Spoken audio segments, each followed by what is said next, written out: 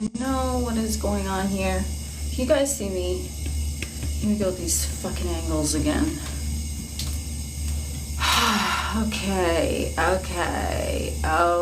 Let's just get this. Yeah, you're notifying viewers that I'm live. Cool, no problem. So I have no idea what we're going to talk about in this one. But let's just get into some random things, okay? So let's talk about a state of trance, because that's what I named this live, because I fucking felt like it. So what's up, everyone? As usual, we're gonna start off with the sermon, and I don't know how long the sermon is gonna go, but we're just gonna roll with it like usual, or until I see a puzzle piece, and then I'm gonna be like, oh, okay. What's up, everyone? Thank you for joining. How are you doing? So, a state of trance. Now, this, in my opinion, I don't think I've ever heard anyone talk about it from like the manifestation perspective, but basically, if you listen to my content, if you've seen a lot of my videos, I got headphones or I got my jamming earbuds. So I just like to have a soundtrack to my 3D experience. And for me, what this helps me do is to remain in a state of trance. And mostly I do listen to trance music. So trance basically means that your mind is away from your body, okay?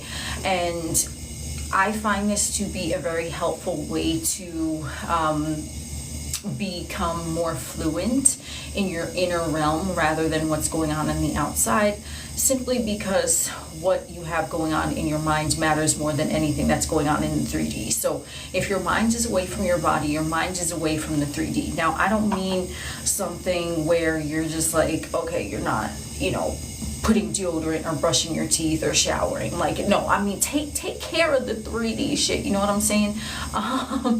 But your mind is actually living in the reality that you are tuned into.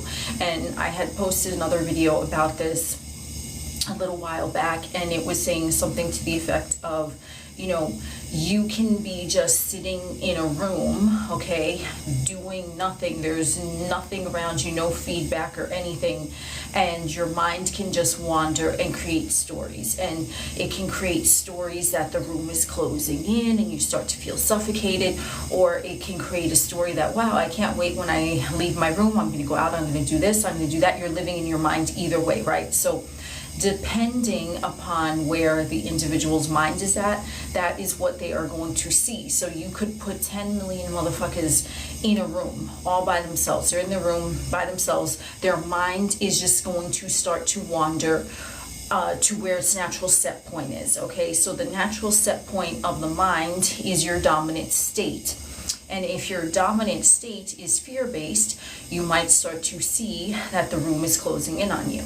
And you might start to feel claustrophobic, you want to escape, oh no, whatever, all that shit, right? But if your mind is in a place of expansion and empowerment, you can be like, yeah, it's my choice to sit in this room right now, but you know what? I have this opportunity right now by myself to just dwell in my inner realm, and I can go to Delulu land and I can live in my mind, and it doesn't matter if I'm sitting in a room, okay? And this is what some might call a trance state. Now, it's not necessarily a state where, if you've seen in movies and fucking cartoons and shit where motherfuckers are like, oh, well, I'm gonna go into a trance, and they sit and they do this like, oh, whatever, right? It's like, yes, you can get into a trance state by doing that, but the way that I personally operate, the way that I was operating without even knowing what conscious manifestation was I was typically operating in a trance state, which is that my mind was so alive in whatever narrative I was focused on that I didn't care what was going on the outside, okay? And I've always done this. I've always lived so in my mind that, like, someone could be talking to me. I'm like, yeah, that's right. And I could be having a conversation, but I'm not checked in because I'm checked into my mind, okay? And I know a lot of you might resonate with that. So this is where I want to ask everyone in the chat right now. When you just let your mind wander, okay? When you don't have a phone, when you don't have a TV, when you don't have a computer, when you don't have a person in front of you to give you fucking feedback, when you're not doing a conscious task like you're working or whatever, where does your mind naturally go? That is your baseline, okay? That is your baseline, and you can see how other areas of your experience kind of melt into that baseline, okay? So are you someone who is more in a favorable story, or are you someone who is more in an unfavorable story, right? And this might not necessarily have to do with self-concept. It's just kind of how where your mind naturally goes. It's just kind of like your baseline set point. So wherever your mind naturally goes, if you're more inclined to things being, a positive expectation or outcome, I would say stay there, okay? But if you're more inclined to feel fear, then that's your natural set point. So you want to counterbalance that, okay? You daydream, not serious stuff, but I mean, I think that there's a difference, and I forget who said it. I don't know if it was Neville Goddard. I don't know, one of those manifestation gurus. They were like, there's a difference between a daydream and like an actual intentional imaginal act. So if you're just daydreaming, your mind is kind of wherever. And if you're thinking about clothes, there's nothing wrong with that, right? Sometimes I think about clothes, outfits. Sometimes I think about like what am I have for lunch, whatever. Okay, so that's actually good, right? Because it's not wandering to any negativity. It's just like, oh, okay, yeah, here it's random. Okay, so I would say that that's good because it's neutral. Ooh, thank you for the rose. It's not necessarily thank you for the follow. Woo. So it's not necessarily a bad thing if your mind is going to like clothes or food or whatever the case, okay? It's just like if your baseline is your mind starts to go to what if this happens, what if that happens, but this is going to happen and I have to prevent this or whatever, right? Oh, thank you. I'm one of your favorite creators on here. Thank you so much. I appreciate that. So you want to make sure that if your mind is just naturally wandering, that you bring it back if it's a place where you don't want it to go, okay?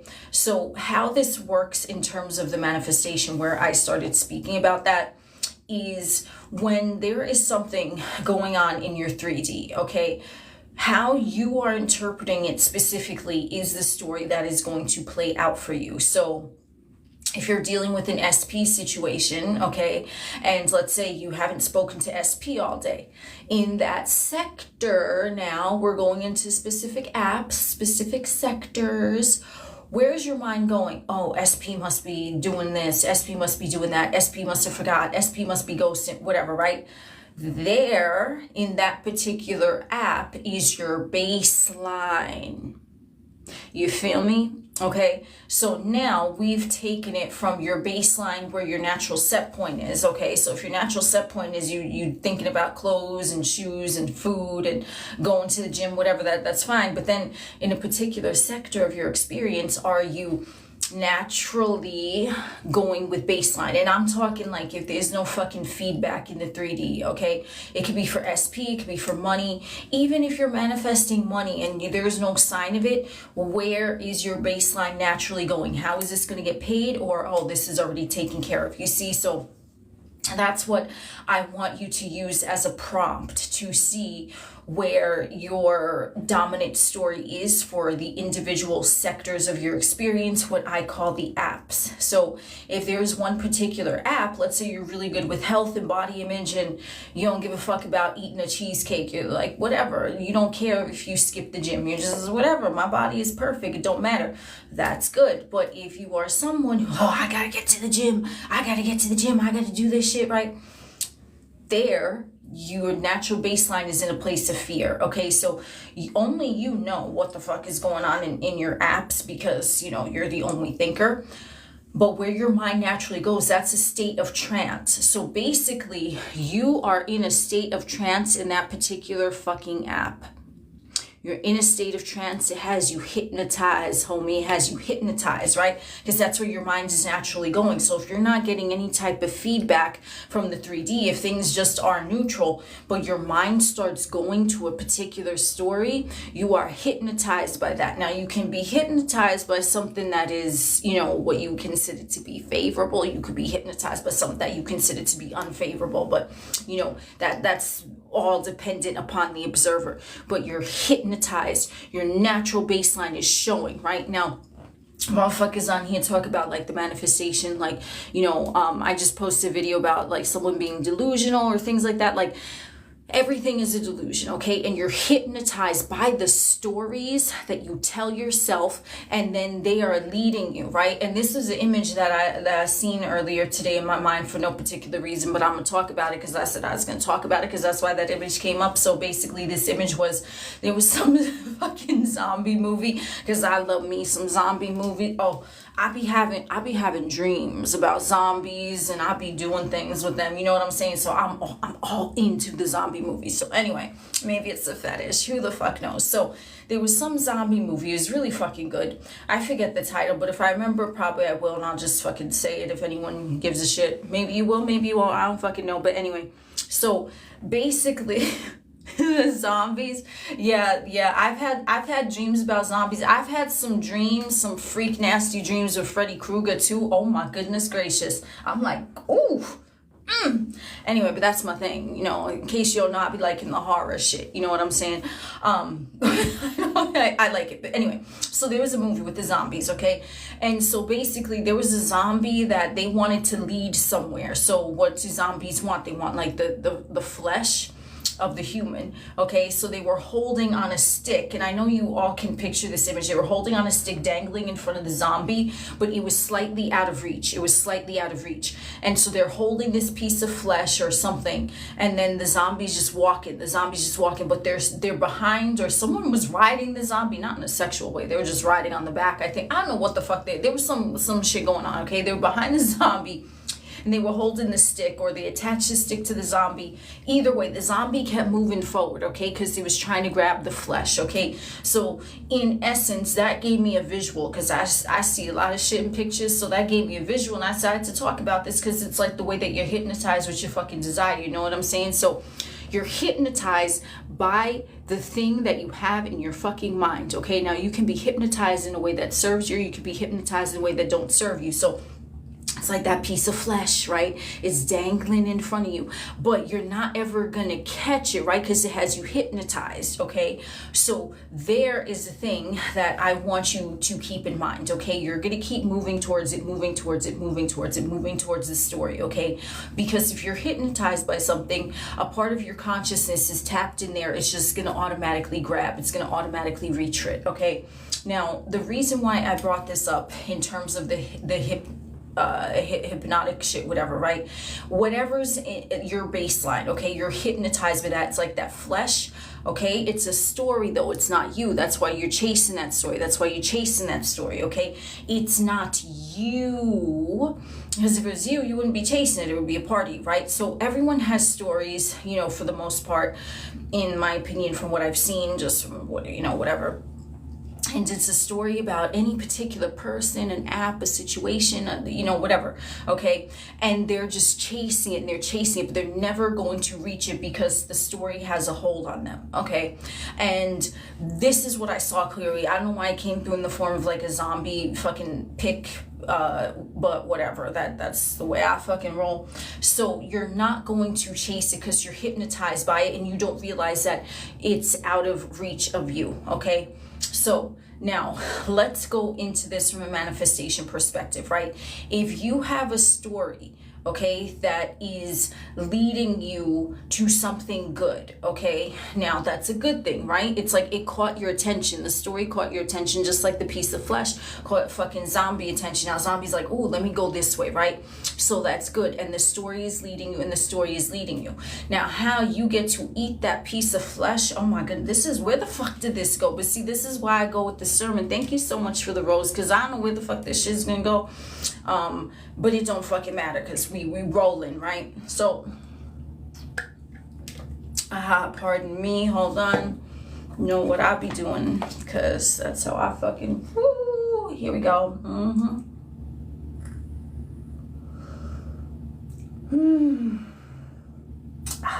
Okay, so every story that you have, be it a story that serves you, be it a story that doesn't serve you, in my opinion, it's like a hypnosis. You're under the hypnotic suggestion of that story. Okay, so let's say I have a story that I don't know, every time I fucking take a puff, 10 grand hits my bank account. I'm hypnotized by it, right? So that's a good story. So now what's going to happen, the piece of flesh that's getting dangled, right? Because I'm hypnotized by that story. Every time I take a puff, 10 grand hits my bank account. Okay, cool, no problem.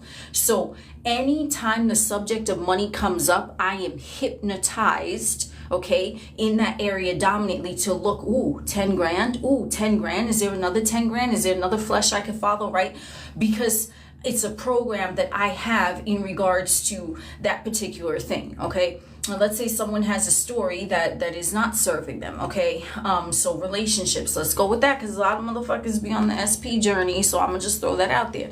So let's say someone has a story about relationships, about different types of people. All men are like this, all women are like this, all people who I date are showing up like this, okay, right? So there's a hypnosis in there. So anytime the subject of a fucking relationship comes up, it's gonna be like that piece of flesh is dangling in front of your fucking face. And you're like, ooh, let me catch that. But you're not ever gonna reach it, right? Now, there's a good thing here, right? Because like I said, you're not ever going to catch the meat, because it's a hypnosis, but it's drawing you into that desired reality. And once you are so hypnotized by that story, that's the only thing you see, that is when you get to eat the flesh. What the fuck is... This is how I fucking talk in metaphors, okay? So you can be hypnotized by something good. So anytime that something good in that sector, right? Let's say 10 grand, whatever, in the bank account whenever I do this. Okay, cool, no problem. So now I'm hypnotized. So all I'm seeing in that sector, all the flesh that's going to be dangled in front of me is going to be fucking money, right? So if someone has a shit story about relationships, oh, thank you. Thank you for that little heart. They're going to see shit things about relationships, whether it has to do with them or whether it has to do with someone else, or whether it's a societal program or whether it's a movie. They are going to be focused on shitty relationships, and that's the flesh that's going to be dangled, and they're going near it, right? And at a certain point, okay, how you and the flesh converge. This is actually a really fucking good example, because in the flesh, you want your desire in the flesh, right? So you're kind of hypnotized by a fucking story, okay? And then you're just looking for evidence of this story all around you, and then the more you see, right, soon it's like all the flesh is, you're just gonna be swimming in it, right? You're gonna be swimming through like ass cheeks and fucking tongues and shit, which sounds pretty fucking jiggy. But anyway, so you're being led to your desire under the hypnosis of the state of trance that your mind naturally goes to when you think about that topic in that particular sector. And this was all over the place, but that's how I roll, and that's why this shit going on YouTube, because I know I'll be saying a mouthful, because that's how we do it up in this, okay? So anyway, so after you, like, if you're hypnotized, right, you are getting sleepy, whatever. I don't even know if they really do that in like a hypnosis session or whatever, but I don't know, okay? But whatever they do, or you see that the black and white like spinning top, and it's like doing this, right? Okay, you're so enthralled in that it has no choice but to overcome you. And then now you're so immersed in that dream, but it wasn't real, because remember, hypnosis, right? Hypnos comes from Greek, which means like to sleep or something. I mean, for me, I'm more familiar with Latin, so I say somnio, which is the same thing. It's like to sleep, to dream, okay? So this entire 3D reality is like really like a living dream, okay? So what's gonna happen, you're hypnotizing yourself, and like the more engrossed you are in that story, number one, the faster you and that thing are going to experience each other in the flesh. But number two, you are going to see evidence of that story everywhere, because you're under a spell. And this is what I said, I think in one of my last lives. I might have, but I don't really recall at the moment. Because spelling, right? Okay, hypnosis, it's like you're in a state of trance and you're not seeing what's around you. You're seeing what the hypnotist wants you to see. In this case, the hypnotist is a story that you have. It's a program. It's a fucking belief system. Yeah. So now what's going to happen is that you are not focus on anything that's going on in the 3D. So if you have a shit story about relationships and you have someone who's showing up for you perfectly and lovingly and they're doing everything that you want, but you have a story that you're under in a state of trance with, it's not gonna matter what that motherfucker is doing in the 3D because you're hypnotized by the flesh in front of you. So you like the zombie, okay? And so the flesh of the shitty relationship is dangling and dangling. You're like, you're like salivating, you're like whacking yourself off and shit, because you're like, you want that fucking flesh because you're hypnotized by the flesh. But the SP is standing right next to you and they're not even viewing you as a zombie, because at this point they're in love with you and you're like, yo homie, what's up, I'm over here. No, but you're hearing them, okay? You're hearing them, yeah, but you're not fucking listening to them because they're right in fucking front of you, but you're so hypnotized, you're in a state of trance of being in that story, that now that story is leading you, and what's going on in front of your face is not leading you, right? And someone is gonna say, okay, but you said to ignore if the 3D is in front of your face. And I said, yes, if it does not serve the story that you choose, then leave it alone, okay? So the same principle applies, okay? Now SP is showing up like the biggest jerk off, okay? And they're right next to you and they're, you know, doing the most, okay? They're doing everything, they're doing everyone, okay? And you're hypnotized because now you under a new fucking program and you're like, oh, my SP's in love with me, they're obsessed with me, they can't live without me, they're so devoted to me, they're so loyal. They could be fucking the entire village, okay? Right next to you, you could see it. And you are not going to give a fuck because now you brainwashed yourself, you hypnotized yourself, okay, into following that piece of flesh, which is a piece of flesh is a piece of flesh. It don't mean it's good or bad. It's just your perception of the fucking thing. And you're like, no, they're not. They're in love with me. They're obsessed with me, because it's you're hypnotized by that. And the more you stay in the state of trance of what you want, okay, and the more that you release anything in the 3D that you don't want, that is what is going to show up in the 3D for you. Does that make sense? That was kind of whatever. I know it was all over the place, but I'm saying you're under a state of hypnosis because this whole fucking shit thing, this matrix that we're in, motherfuckers say it's a holographic universe for a fucking reason. And I don't need to prove it to you, because I know that if you want to chat like this, if you into manifestation, you done created a shit ton of 3D circumstances that you didn't like, and you see how you created it by what you were hypnotized by before the fucking thing happened in 3D. So here we go, something that I just discovered right now. Ooh, you gotta hypnotize yourself. You gotta hypnotize yourself. And you keep repeating it, and you keep repeating it, because, like, let's say the media, right? How motherfuckers know, I seen, when that whole documentary with the fucking Titanic came out, I got my fizzy water, because I like my fizzy water. Oh, fuck yes. Black cherry. Oh, my word. Okay. So, and that whole shit came out with, you remember the Titan submersible? They went down to the Titanic, whatever story they said about that. Okay, cool. Right. So I was watching the documentary on the Titan submersible, because I be into shit like that. You know, when I ain't doing the manifestation things, I do other things. Okay. So I was just watching it. I'm like, okay. And they said on there, I promise you this has a point to what the fuck I just talked about. And they said that, like, I don't know if this is true, but, you know, this is what they said, but I'm going to use that as an example. They said that the 3 words in the English-speaking language that motherfuckers know are Coke. not Coke, I mean Coca-Cola, you know, Coca-Cola.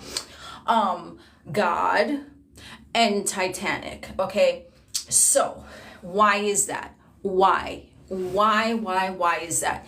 Because you were hypnotized to look for that, okay? So God, a lot of motherfuckers talk about God. I mean, I'm sure there are some that don't, but pretty much I know different religions always talk about God, different people, they say, oh my God, right? God is just, it's just known, right? Because motherfuckers keep saying it. So that's thrown at you. So now there's like an interpretation that you have surrounding the word God. And then Coca-Cola, clearly, because the advertising, they're hitting you with it. So now it's so familiar to you, like, you know what the fuck Coke is, okay? Like Coke and Coca-Cola, okay? You know what that is. It's really good with Hennessy and Jack Daniels, but I prefer Pepsi mixed with I don't know, that's just me. But anyway, Coke is good too if they ain't, whatever. Because I was never like, oh, I'm gonna get a Jack and Coke. I'm like, Jack Daniels with Pepsi, please. Okay, so anyway, and then the other one, Titanic, right? Which is the whole point why they said that in the fucking documentary, right? Because motherfuckers talk about it. So it's the same thing. It's a hypnotic suggestion. Because if no one was talking about God, if no one was talking about Coke, if no one was talking about Titanic, would you know about it? But it's just like boom, boom, boom. It's like given to you, and you don't even want to take it, but they just keep giving it to you. Know what I'm saying? Through the fucking advertising. And that's how I'm sure you know a lot of different brands, because you see them advertise. Like, there's some shit over here on this fucking TikTok. Oh my God, the fucking Jet2 holiday. I don't even know what Jet2 is. I don't give a fuck what Jet2 is, but I was seeing that shit all over, and I'm not that I'm hypnotized by it, but it's in my face so much that now I'm thinking about it. I'm like, is that even an actual fucking airline? Like, no, for real. Can someone in the chat, before we continue, is that an actual airline? I want to know. No, for real, what the fuck is that, bro? Like, are you serious? Is it? It's a UK airline. Okay. It's a travel agency, bro. See, I don't fucking know. I don't know a lot of shit that what's going on, because I don't care,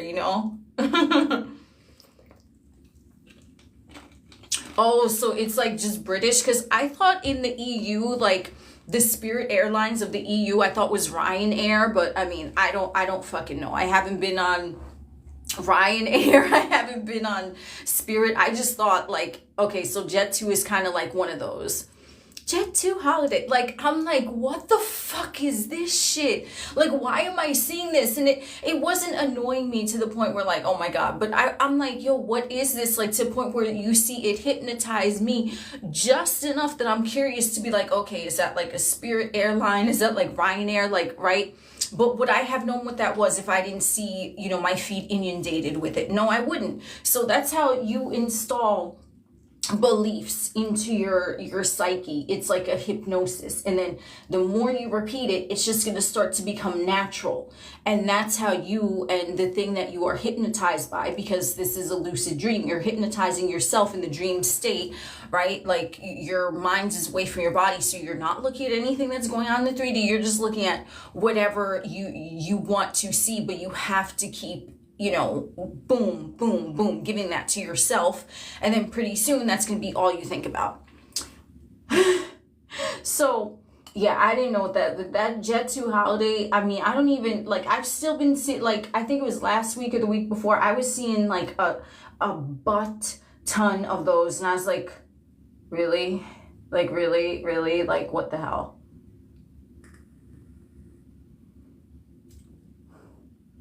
Oh, there's a video of a guy. Okay, I see.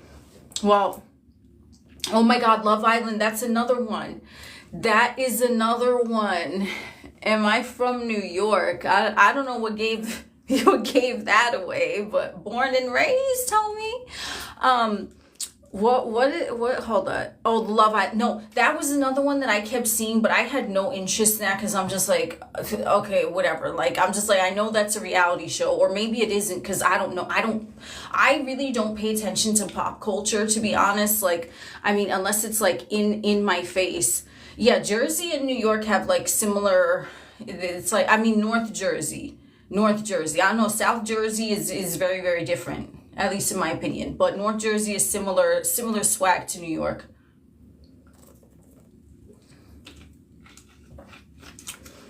I look like your sister who was born in Pittsburgh. Okay, I mean, hey.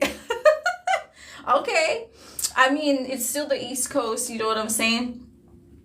Oh, South Jersey sounds more like I don't even know what is a Philly accent. Like, what is a Philly accent? I don't know. I mean, I've been to Philly like enough times, but I can't really pinpoint. The only accent that I can pinpoint within the United States is like a Midwestern accent and a Southern accent. The rest, I'm just like, I don't like, y'all all sound the same to me. I mean, even if someone like has a New York accent, I don't see it because I just, that's what it is.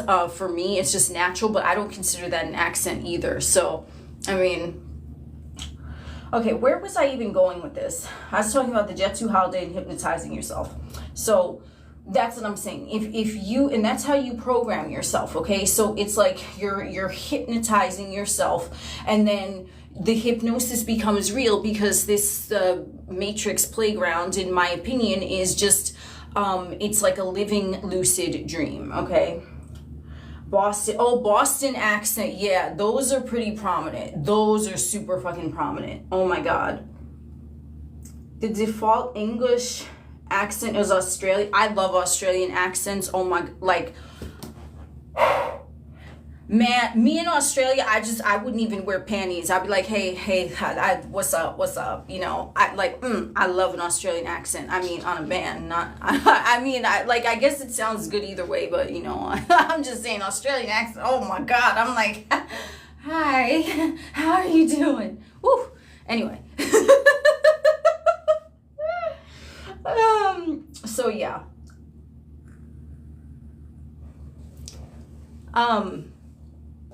But I don't know what isn't the original English accent like from Britain, like UK? I don't know. That's what I thought, but listen, I ain't into history, so I could be wrong, and I don't know. It's not something I particularly really give a shit about. It's just interesting. Like, I just think probably, like, in my opinion, this is just my opinion, I think anyone like with a legit British accent probably thinks Americans sound hood as fuck. Because it just sounds like the British accent to me sounds so classy, and then you have American accents and it's like, I don't know, okay, like whatever. Oh my God. But yeah. So let's see. Ooh, SP has been liking you more, always liking your story. Okay, that's good, but stick to your end goal. Up north in England, we don't sound posh. I don't know, to me a British accent just sounds so like classy, and I'm like, oh, okay. Like, I remember going to England and like, oh, you're American. I'm like, yeah, I can't even do a British accent. I don't think I would sound so weird. Like, there was this, oh my God, Brits think Americans sound like hillbilly. Do they? I don't know, because obviously I'm on the American end. I think the British accent is so refined and proper. Oh yeah, I did hear about that. Like, that the Queen and like the royal family, they have a different type of, like, I don't know, accent apart from Britain. I don't know. But anyway, so that just goes to show you another example, right? You have the language English, which you have Irish, Scottish, British, Australian, you have South African, you have American, you have like so many, like it's one thing, but everyone's perception of it, right? Like, because I know in the UK they call the elevator the fucking lift or something. So it's like, it's different, right? It's the same thing, okay? Like a 3D circumstance for anyone could be the same thing, but you're interpreting it differently, just like you're, pronouncing words differently, okay? So it really just, there's evidence all over that there is no such thing as right or wrong. There's no proper English, okay? It's just, it maybe British people think like American accent is nice. I don't fucking know. To me, it just sounds normal. Like, but I'm like, okay, whatever. But, so it depends on the perception of the person, okay? The same thing is happening, right? You have motherfucker A, you have motherfucker B, and they're both manifesting a specific person, okay? But then motherfucker A, they're hypnotized by the story. Everything is always working out for me. I'm always chosen and prioritized in relationships. They're going to be viewing that whole scenario with SP differently than someone who has a shit story, saying that they always get left, no one wants them, no one loves them, they always have to do the most, all the motherfuckers they attract or this or that or avoidant or whatever term motherfuckers are throwing out now, right? They're both having the same thing. Let's say they're both in no contact with SP, okay? The exact same situation. Why does motherfucker A get the person? Because their perception of the same circumstance was favorable to them. And that's what they were hypnotized by, because they trained themselves to do so. And then that's what played out. The third party analogy, the one who has the strongest will win. What third party analogy? Because I wasn't talking about third parties. I think I'm going to clarify what I said, because I think you took it that I meant that they're manifesting the same person, but they're not manifesting the same person. They're manifesting two different people, and they're having the same circumstance happen, okay? So there's 4 individuals, A, B, and they're both manifesting C and D, okay? Like 2 separate, like four people, 1 couple, okay? This person wants that person, but they're viewing relationships in that person favorably, even though it's the same exact situation as this person and that person, but this person is viewing relationships unfavorably. So they can have the same thing with a different person, with a different physical vessel, be playing out, but they're viewing it differently, but it's the same 3D circumstance, okay? Like, I don't know, see, I wanted to clear that up. That's why I was like, no, not, I mean, if you want, does anyone here want me to talk about third parties? Because I could go on a mountain. I mean, y'all want that? I don't know. Let me see a show of hands. If at least 5 of you want me to talk about third party, I'll go. So show me like a show of hands, or, you know what? Put an emoji. Put the apple emoji if you want me to talk about third parties. I see 5 of them. Oh no, someone's saying no. Oh shit. 1, 2.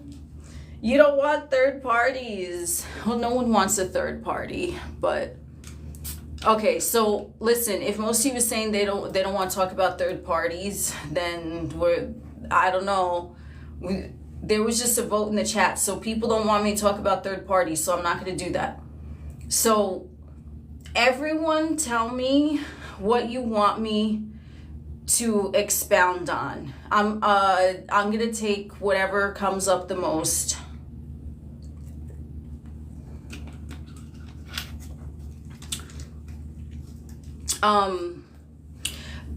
That I manifested knowing Latin. Yeah, that one was trippy as fuck. It was so trippy because I literally, this is a few years ago, there was one day I was like, you know, it'd be nice if I could learn Latin. I'd really like to, you know, just learn how to speak Latin.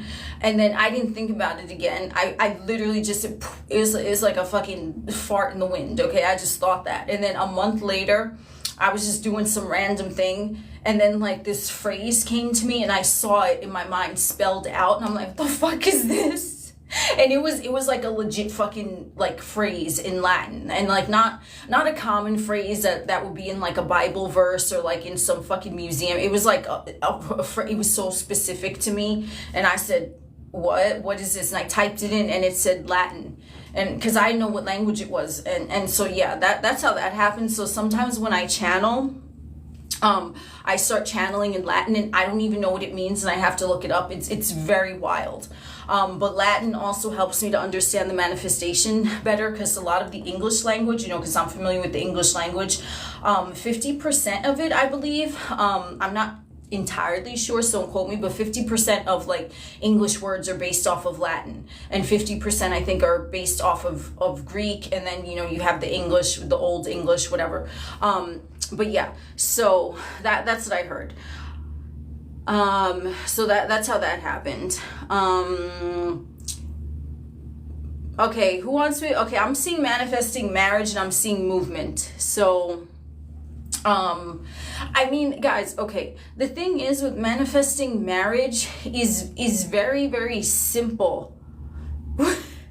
I remind you of Wednesday Addams on Netflix. Okay?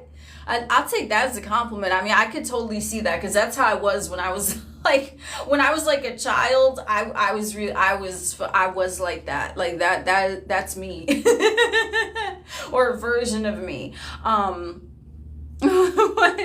Morticia, hey, listen, I'll take any of them because I mean, hey, we got the Addams Family, and I'm just here for it because I be into that horror. But it's like satire horror. It's not like, I don't know. Anyway, okay, so let's see. I saw a girl say movement. I saw a girl say movement isn't real since we have to have it or we don't. What do you think about that? Okay, so, you know, let me start with movement because a good number of you in the chat. No. See, don't say marriage is hard because then you're creating that. So marriage is easy. But okay, so the thing with movement, and this could pertain to marriage too, because movement is movement for any area, right? So, and I have a few videos on this, but basically, there's never no movement, okay? And why there's never no movement is kind of like what I said in the beginning of this video, where if you let your mind wander, it's just gonna go somewhere. It's not just gonna be blank, okay? Unless you really train yourself to meditate and then you quiet your mind. But, just natural baseline, okay? When you're not actively meditating, your mind is going to go somewhere, okay?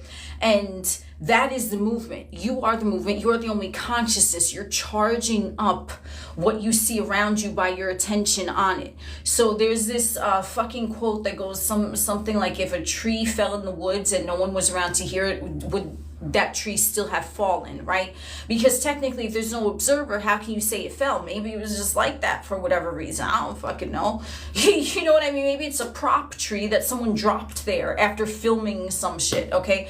No one, right? Like, if there's no one there to observe it, the mind, which is what I said, you're always in the mind.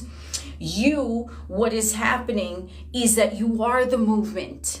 And that's why the movement doesn't stop, because your consciousness is creating everything. So here's you're always thinking, even if you're sleeping, you could be dreaming, you could be astral projecting, whatever the case, okay? Your consciousness ain't shut off, so it's moving. Whether you're physically still or not, your consciousness is fucking moving, okay? So there's always movement because you're always observing something. You're always observing a story in your mind. That's why there's always movement. So you don't need to physically do anything, but you're not creating movement because it's already in creation, because your consciousness doesn't shut off. So I know what someone is talking about, movement maybe in linear time. But if your mind, like I said, again, to touch back with this whole trance thing, if your mind is hypnotized by the story you want, all you've seen is a piece of flesh in front of you, and you ain't looking around. Where's the movement? Linear time, because you're hypnotized by the piece of flesh. So if you do it successfully, the thing and you are going to converge in so fast in linear time that you're not even going to think about it.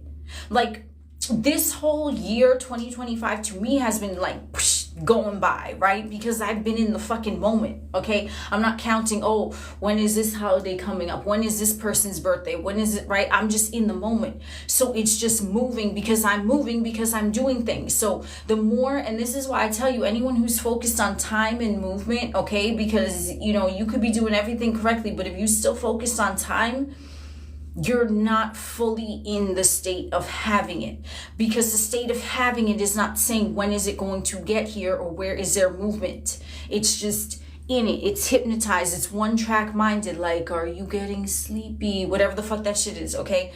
So you just be in the state and you're just moved. And that's how inspired action works, because you're hypnotized by the thing. So it's like a force is compelling you to perform an action, and you didn't realize after, but you were in that state of trance, in that state of hypnosis, and you were like, oh, that's why, because I was just compelled to, because that was the story that was running. Okay.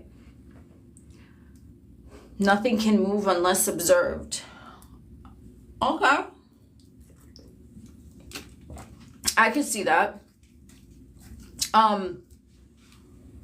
But now, to touch on the marriage thing, okay, which is the same thing. If you're manifesting marriage and you're focused on seeing movement, that's your dominant focus. And now you're hypnotized. Am I going to see movement? I saw their name. I saw their initials. I saw 1111. And this happened, that happened. Like, that's where your focus is. So you're hypnotized by the fucking movement. But even the movement is still a story. Okay, it's still a story, because there is no movement, because there is no time to the God self. So the consciousness of creation, all that is, right, where you are focused, but a portion of you is piloting the avatar, okay, you're piloting in the video game, you're playing the character. All that is not looking at time, because it's just like, okay, I'm just moving through the game, I'm having fun with it. It's not looking at it because it's like, well, I know I already won the game, but it's just fun to go through, okay? And I don't know, I'm gonna say it again, the only video game that I've really ever played is Super Mario, okay? That's the only one I can play. Maybe a little bit of Tetris, whatever, okay? But there have been times that I beat the entire thing, and then I know that I won the game, right? They had the fucking parade and shit for me when I fucking beat the game. But I'm like, you know what? I just want to go in and go through the levels again because it's fun, right? So that is how all that is, your God source, whatever, is looking at this earth matrix. It's just like, okay, yeah, I already won because everything is now. I'm just going through the games for fun. Oh, there's an enemy. Haha, okay, let me jump over them. There's a drawbridge over here, whatever the fuck. Bowser shooting flames out his asshole. I don't fucking know, okay? But it's just going through it because it knows it's a game and it knows that it's already won everything, all that is. It's not looking, how much longer do I have to go through this game? I'm enjoying playing it, and that is the God state. Fuck yeah. So.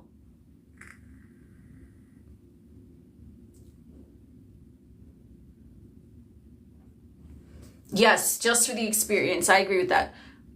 Woo. I'm getting everything you're saying, but how do I stay in a trance, manifesting multiple things?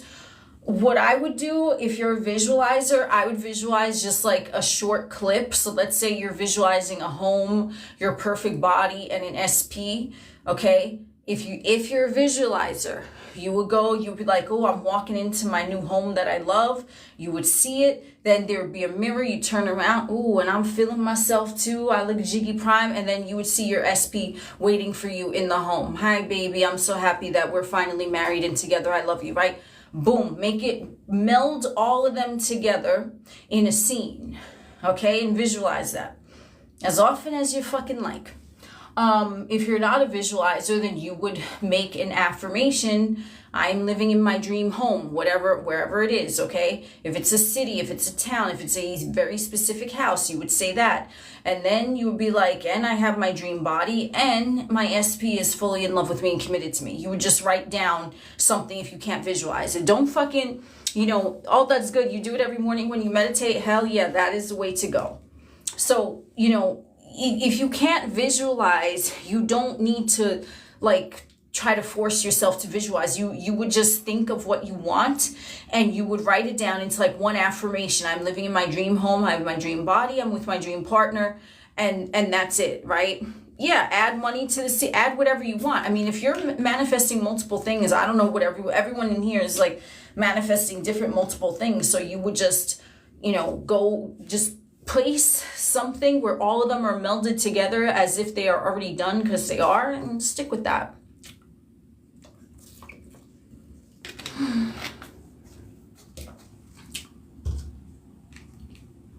So, that's what I have for that. Manifesting health is the same as manifesting anything else. Thank you. You would just, whatever it is, be it physical or mental, number one, you're going to stop identifying with it as a problem. Okay, so you're not going to say that, thank you for the roses. You're not going to say, oh, I've always had this, or my whatever is acting up, right? You're not going to say, I'm always thinking like this, or this doctor told me I had that. You're going to just get rid of that, okay? You're going to omit that from the chat room. And then you're just going to say, the preferred thing that you want, or you can visualize the preferred thing, okay? Because, you know, I can tell you, for me, when I was manifesting, whatever, I'm not gonna show anyone, but you already know what I got going on over here, right? This lovely silicone gel, okay? What I did to manifest that was literally what I did, okay? I pictured that is already being done, and I would pad myself up to this size that I am now, and I'm talking like I was like this. I was like, hey, what's up, okay? Like stick figure, okay? Like olive oil. And I was just, that's what I wanted. And someone's gonna say, oh, but you could have manifested real titties. I didn't want no real titties.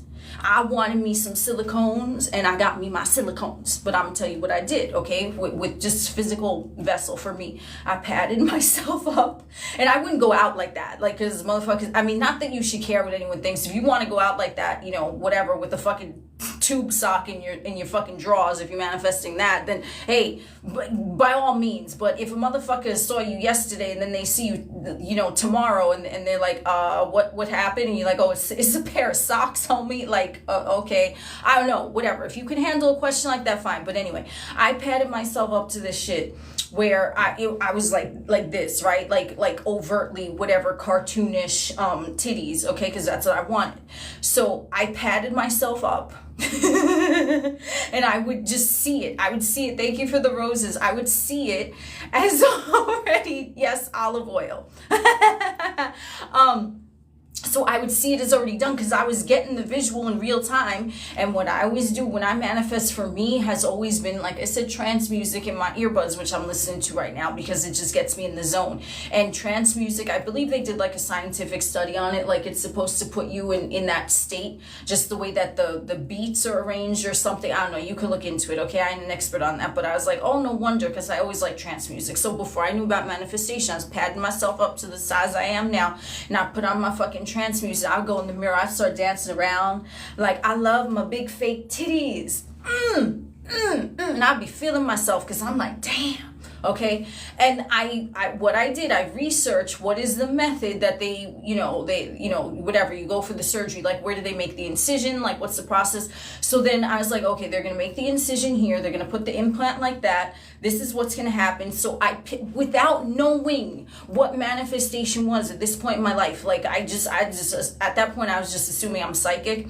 So what I did naturally, without knowing it, I just pictured it. Okay, the incision is already healed, the implant is already in there, and boom, like, you know, everything super smooth with the surgeries, like didn't hurt at all, like everything, you know what I mean? Like it is a good, pleasant experience. But I did that without knowing what manifestation was, and I kept saying, it's already healed, it's already healed. I pictured the incision healing.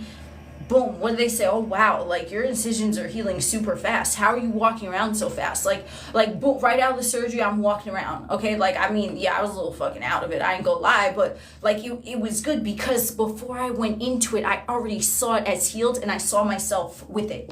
So that's how you manifest a body, anything. So if you want real titties, or if you want a real big dick without, you know, getting a dick implant, I don't even know if they do dick implant, whatever, okay? I don't know, whatever the fuck you want with your body, okay?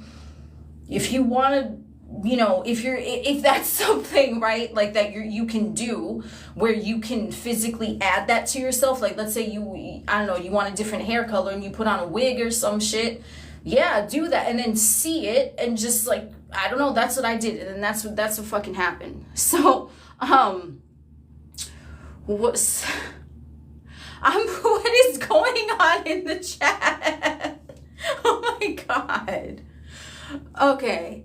So yeah, the body image or health. Now, if it's something health, like an ailment, if it's uncomfortable for you in your body, you're just, I mean, this is gonna sound delulu, but you're gonna ignore it as best you can, and you're gonna visualize it as, this has already been healed, I feel great, this has already been healed. Like if it's something you can physically like see or whatever, or if it's something you can physically see, like let's say you want to, I don't know, make your nose smaller or bigger, or you want to make your eyes smaller or bigger, or whatever, anything, okay? You're just going to see it if you can imagine, and if you can't imagine, you're just going to affirm, and you're not going to affirm that you have this thing on your body that you don't like. You're going to see it, and proclaim it as what you want before it is. So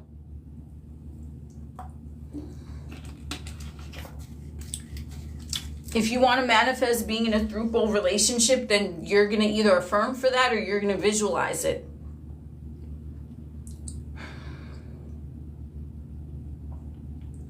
How to deal with emotional triggers that they don't want you. Why do you have that trigger? I mean, if the root is that you're abandoned or you're never chosen, then you're going to affirm the opposite of that. And you don't need to say anything for that specific individual. You're just going to say that in general in relationships, because that sounds like a relationship thing. Now, there's something to differentiate here with that question, is that if you are manifesting a relationship, okay, if you're manifesting a relationship and it's just whatever issue is going on is isolated to that one motherfucker, then just figure out what your story is for them. Okay, just figure out your story. But if you're noticing that there's a pattern in relationships, then it's likely the relationship app that's fucked up. Okay, so that's what I would go with that. If something is isolated to one person, oh, no problem. If it's just isolated to one person, you have a story about them specifically. But if it's something that you've noticed that has been recurring, then that's your relationship app. So what is that saying? Is it saying you're not chosen? Is it saying that you're too good for them? Is it saying you're not worthy for love? Is it saying that you have trust issues? What is that saying, you know?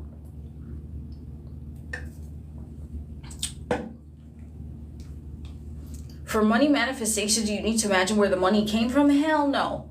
No. It doesn't matter with money or anything like that. You don't need to know the how. The how is none of your concern. Like I said, I think well, I don't know what fucking live, but I was saying you are the actor, you're the main character, and you are also the director, but you are not the producer. The producer is the unseen, which is still part of you from the God perspective. And it's the producer's job to figure out the how. It's not the actor's job. It's not the director's job. If you sent a text you regret, affirm it never happened. I mean, you can just block it from your mind and say, oh, that never happened. You don't even need to make an affirmation. You'd be like, what? What text? I never sent a text. Like, just play dumb to yourself. It's kind of like a part of this. Like, this is like a big mind fuck, you know, like I said, with the hypnotizing yourself. And now sometimes it might seem like you're gaslighting yourself. Holy shit, the puzzle piece. I was talking for oh my God. They gave me an umbrella this time. I don't know what the hell. Okay, drag the puzzle. Cool, there we go. I was talking for an hour. See, this is why I'm telling you, whenever you are in the moment, because I've been in the moment since the second I started talking. It seems like I was talking for 15 minutes. I was talking for a fucking hour. Why? Because I'm not looking at time, so it goes by. It goes by. You see what I'm saying? When you're not thinking about time, it goes by. Fuck yeah, I love my air sound effects. Fuck yes. So, you love my video on the Wizard Liz. Listen, I don't even know who that I didn't know who that was before it was mentioned, and I was like, okay, let's just see. And that was just my breakdown, not knowing that person, not knowing anything. Just look, I'm like, oh, that seems legit how that manifested. Because everyone has beliefs. It's just a matter of like, you know, do your beliefs serve you or do they not? And even, you know, in my opinion, even sometimes like joking about like, I don't know, if you're saying something detrimental about yourself, like, why would you do that? Like, I never joke at my expense ever. I'm always like, I'm the shit, like to a point where that's like a joke. I'm like, wait. But why am I so pimp though? But why am I so pimp? Okay. Like, it's just, I don't know, like that to me is a joke, but it's not self-deprecating or whatever the fuck that word is. How long until the affirmations impress the subconscious mind? I mean, time is a long time to you might not be a long time to me. A long time to me might not be a long time to you. So, like, time, you if you're thinking about manifestation at all, you can't think about time. You cannot think about time. It's just, you just have to stick with it, because time is the realm of the ego and logic. It's not the realm of God consciousness. And with manifestation, you must not take into consideration the things that you were taught by how the worldly society operates. You have to just like toss that shit in the fucking garbage, okay? That's it. You don't need to do that. So it's a totally different ball game. And this is why motherfuckers don't believe manifestation, because they weren't taught how to trust themselves and how to trust their intuition.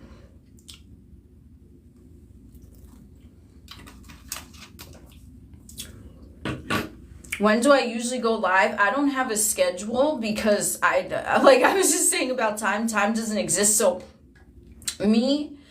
I go live when I sense it's the moment to do so, and that's the way I live my life. My life is very like a type A personality. I don't know what the dealing with type A motherfuckers, like they're just like they're just like this with me, like this is the face,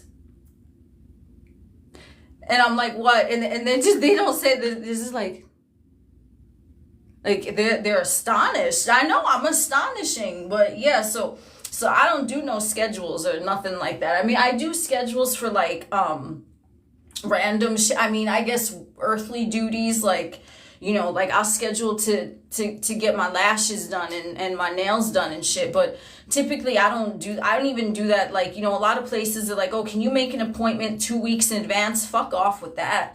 I don't even do that. Like, I'll be calling the day of. I'm like, yo, what's good? Can you see me today? If they're like, okay, then yeah. If not, then I'll go elsewhere, because it's like certain days I don't feel like doing that. And on the day that I feel like it, like here's some here's something I'm going to talk about, okay? The universe and whatever, it doesn't operate on the same sense of time as the ego. And me, the way that I'm more entranced by, hypnotized by, is I go by what I feel like doing in the moment, okay? I go by what I feel. I don't like schedule shit. I don't like it. It makes me uncomfortable, because even RSVPs, you know how many times like motherfuckers be like, oh, are you gonna go? And like at this point, motherfuckers just be like, listen, I know that I'm not gonna know if you're gonna go until the day of, like it, because I don't know, because I don't want to say something, right? Even though it's technically the whatever. Okay, let's go with this for me, okay? And this is true with manifesting, but I just live this way because I'm fucking weird, okay? 2 weeks ago, I was not the same motherfucker that I am right now. I'm a different version. So what if the version of me 2 weeks ago said, oh, I'm a RSVP on this day, and then when the day comes, I don't feel like it. And then what? I'm the asshole because I fucking fronted or some shit? Like, no. So I'm just like, listen, I'd like to go, but on the day of, like, if I'm just not in the mood, I'm not in the mood. Or if I'm in the mood, I'm in the mood, right? Like, you see, and that's why I don't like even planning vacations and shit. Yo, motherfuckers think, I swear, bro, type A motherfuckers like, so they're like, so when do you plan a vacation? I don't know, the day of. They're just like, pardon me? And I'm like, yeah, cause that's how I fucking roll. Like, I can't be, like, motherfuckers, did you know that some motherfuckers plan vacations like a year in advance? No, like, no, I'm dead at, like, does anyone do this in the chat? Because I was so shocked. I'm like, you plan shit a year? A year? Who? What? To me, that's very bizarre. Like, I don't know, and probably to someone else, and I'm labeling, okay? I just realized I said type A motherfucker, but that's my perception.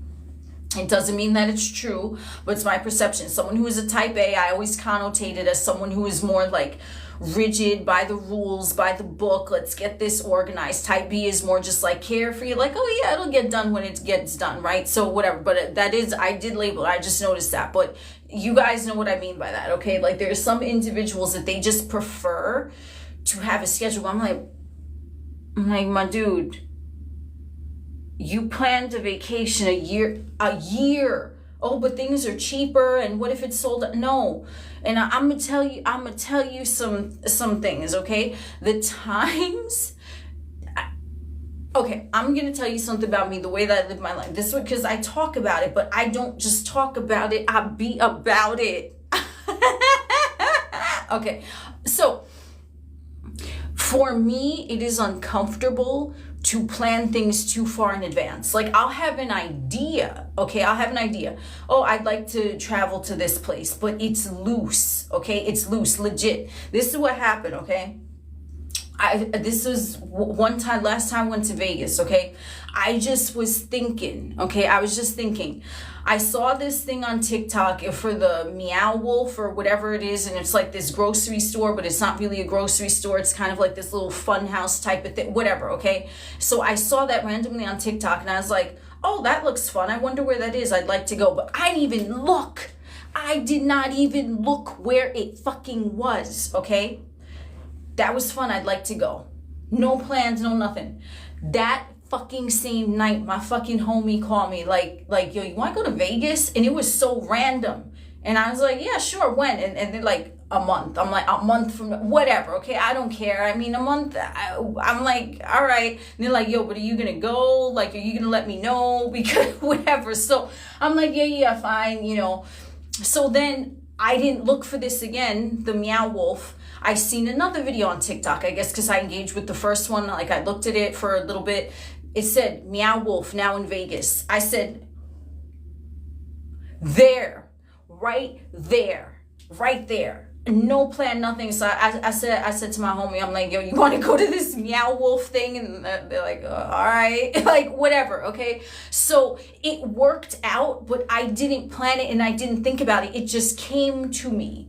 And there have even been times where I just say, you know, I just feel like doing something, okay? And it'll be random as fuck. And I'm like, I'm just going to go there. Like, you need an appointment for that. I'm like, no, I fucking don't. Like, I'll call today. They're like, but who's going to do that in like such short notice? I'm like, whatever, it'll work out.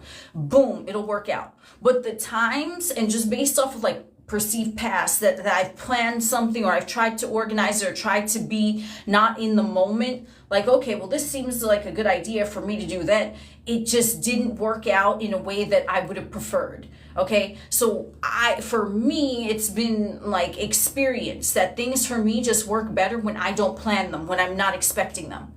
And that's how my manifestations happen. Like, I'm literally not thinking about it, or it'll just pop up randomly, but that's for me. So if someone, you know, and that's typically the way that like the universe, if you want to call it whatever, works, because it's random, because there are things that you really can't explain that happen, and there's no logical explanation. So you're not supposed to be able to figure out the complexities of how the shit is orchestrated behind the scenes. You're just supposed to kind of be in the moment and process what senses as the right thing for you to do in the moment.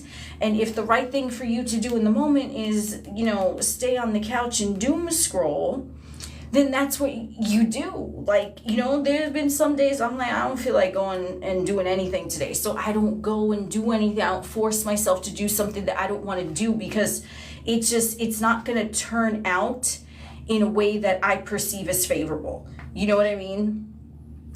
So that's just the way that I found like manifestation to be natural, because even individuals who are saying that they want to plan and they want to know this is the exact date, what if you, from a logical perspective, are like, oh, you know, the exact date that I want this thing is going to be then, right? It's going to be 2 weeks from now. But what if like things were already aligned, okay? The production of the universe was already aligned and said, okay, you know, it's here right now. And it would have happened in the next second, but then you said, oh, 2 weeks. So that's why time, you know, the way that shit manifests for you in the 3D is not up to you. But if you're focused on timing or the how, then you're not in the state of living it or trusting. So you're putting your focus on the timing or the how, and you know, you might have tuned out like a lot of different possibilities. You know what I mean? Of how it could have gotten to you. Because if someone is saying that they want like $10 million and it has to come from a lotto win, you could have had the $10 million maybe from a different source, okay? But you specified it has to be the lotto. So for me, what I said in my other live, what Florence Scovel Shinn talks about, she's like, you know, just say it'll come in like a divine and perfect way or something. And you could just say that just to kind of preempt, like, yeah, however it happened, it was under a good circumstance. You know, this way, like that's a specification, okay? It is. But the good circumstance, you know not of and you care not of, because it's really none of your concern. Like if you knew that you were getting whatever it is, like hand delivered to you, okay, on a silver platter, motherfucker coming through with white gloves and like, oh, here you are, your highness, and okay, that's perfect, right? But if you're saying no, it has to come from this or that, like then you're the one that is setting the tone for that. So it can still be perfect, but what if it's perfect because you said it has to come with someone wearing purple gloves and not white gloves? You see what I'm saying? So you still get the thing, but it's just you know, you can kind of fuck it up, okay? That's just my opinion, honestly. So I don't even know where the fuck that came from, honestly. I just had to switch out my my earbuds there. I don't know what the fuck happened, because you know I gotta keep my trance music going. But you're hosting a group trip to Greece, affirming I'll be there. What is this group trip about? I've never been to Greece. I always want to go to Santorini. But I heard that it was like very, very crowded over there. Like it just got very populated with tourists. So I'm wondering if there's like other islands. I know there's other, like Mykonos or something, and I don't know how to speak in Greek. And then there's another one, Crete or something. I don't know. But I probably go to like one of the less known places.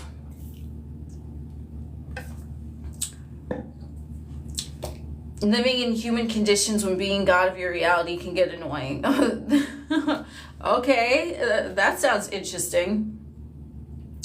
Ooh, Athens, Santorini, Skopelo. I do not know how to speak Greek. Skopelo, Skiatho. See, that's with me. I don't. That's not my strong point.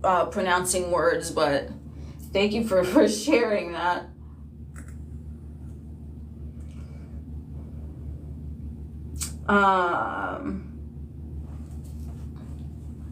There was something else I was gonna say. It was gonna be some, oh my god, I forget, whatever. So something interesting that I recently channeled. I channel interesting things all the time. I mean, I don't know, a lot of my videos a good portion of them are just random thoughts that I channeled and I wrote it down. I was like, I'm gonna make a video about this. So you probably already seen some on my TikTok page. It's just like here, you know, just, you know, like I'll be given like a phrase and it'll be like cryptic as fuck. It'll be like worded the way like the fucking King James Bible is worded, like in some weird archaic terminology, but like I know what it means because I get off on that shit. I'm like, oh, hello. Talk to me in classical Latin and archaic fucking old English. I love it. But yeah, a lot of the video topics that I talk about are just like weird channeled stuff, you know. Why is it important to remind yourself that you are God? You don't understand the God thing? Well, who said it's important to remind yourself that you're God? I mean, if someone thinks that it's important to do that, it's going to be important to them. So they might feel incomplete or that they're not doing something correctly if they don't remind themselves that they are God. But you can't remind yourself of like you are that. So it's like, do you need to remind yourself what your name is? You know what I mean? It's that same concept. You just are that. But if like the ego is hypnotized, right? Because you know, the ego can, like I said with the whole hypnosis thing, you're God, but you understand that there are different programs that you are allowing this avatar to adhere to, because those programs that you think about are creating your experience. So you don't need to remind yourself when you're playing a video game, I am not in the video game, I am me. You just know it. Like, and you understand that there are parameters of the fucking game, and there's up levels, and there's seeming weird shit that goes on to keep you from your path. And then the more skilled you get at the game, the more skilled you get at your consciousness. You see, everything is a hypnosis, and I'm the hypnotist, and I fucking choose the stories that I want. I don't choose the stories that, you know, no one else wants. It's 23:33 on the clock. That was a message for someone. I don't know who. Maybe someone in the chat, or maybe someone that's gonna watch this on YouTube later, but that was for you, whoever that, yeah. So yeah, for whoever that was for. But you understand that, like, when you are playing a video game, okay, you're in the suit technically in the game, okay, and you're not saying, oh, but I'm really this. You just have an awareness that it's a game, and you're the one playing it. You're the one calling the shots. And for this particular game of the Matrix, which that's what I can call it, right? That, I mean, in my opinion at least, it's like you're calling the shots, but you understand that you have an ego there that is saying this, call it, right? That, I mean, in my opinion at least, it's like you're calling the shots, but you understand that you have an ego there that is saying this is a character that's different, okay? But it's like the skin of the fucking character of your avatar is like, it's the ego. So you get to choose to have an ego, but now you also get to choose how you want to design the skin of the avatar, or the skin of the ego. Do you want to design it in a belief system that you're hypnotized by that is going to be detrimental to you, or something that you deem as favorable? And someone might have a different perception than yours, because, you know, someone might I don't know, someone might be like, okay, yeah, I want to go to school for like 17 years so I could be a brain surgeon, okay? To someone, that's a dream come true, right? That's what they want to do. It's they're hypnotized by that. That's their story. It brings them joy to go to school for 17 years to be a brain surgeon. For me, I will be like, oh, hell no, fuck this shit. I would be bored in 17 seconds. I'd be like, no, we ain't doing this shit, because I have no interest in that. Okay, now brain surgeon from an ethereal sense, like, hell yeah, I'm about that. But in the physical sense, fuck no. Whereas someone might look at the things that I'm interested in, they're like, oh, well, you're like, you woo-woo and delulu, and like, what the fuck, you know what I'm saying? But for me, it's interesting. So it's just a matter of how you want your ego to play in the game, because the ego is designed to protect the belief systems that you are hypnotized by. But you can, like, if you're playing a video game, you can download different guns or different superpowers, and you can say, okay, I'm going to add this to my avatar. So now I want my superpower to be, I attract money like fucking flies to shit, or whatever the case, okay? So now you download that from your God self, and then you just let it play out in the game. Okay, so everything that I'm looking at right now, the ego is hypnotized. Oh, money is magnetized to me like flies to shit. And then that's the parameter now that you set in the game with your special seal. Okay, so I mean, I don't know. Where the fuck, I don't even remember who asked that, or like what the original question was. Oh, how do you remind yourself that you're God? So you don't need to remind yourself that you're God, because you're always God. Okay, so just think of it as a game, and whatever, thank you for the rose, whatever is playing out in the game, oh, okay, yeah, well, I'm the observer of this. I am the Lord and there is none else, and I am God, and I don't need to remind myself of who I am, because I just am that. And then you just say what belief system is playing out, and then you just, oh, do I like this? Do I like this skin? No, I'm gonna switch it out. I'm gonna put on this other costume.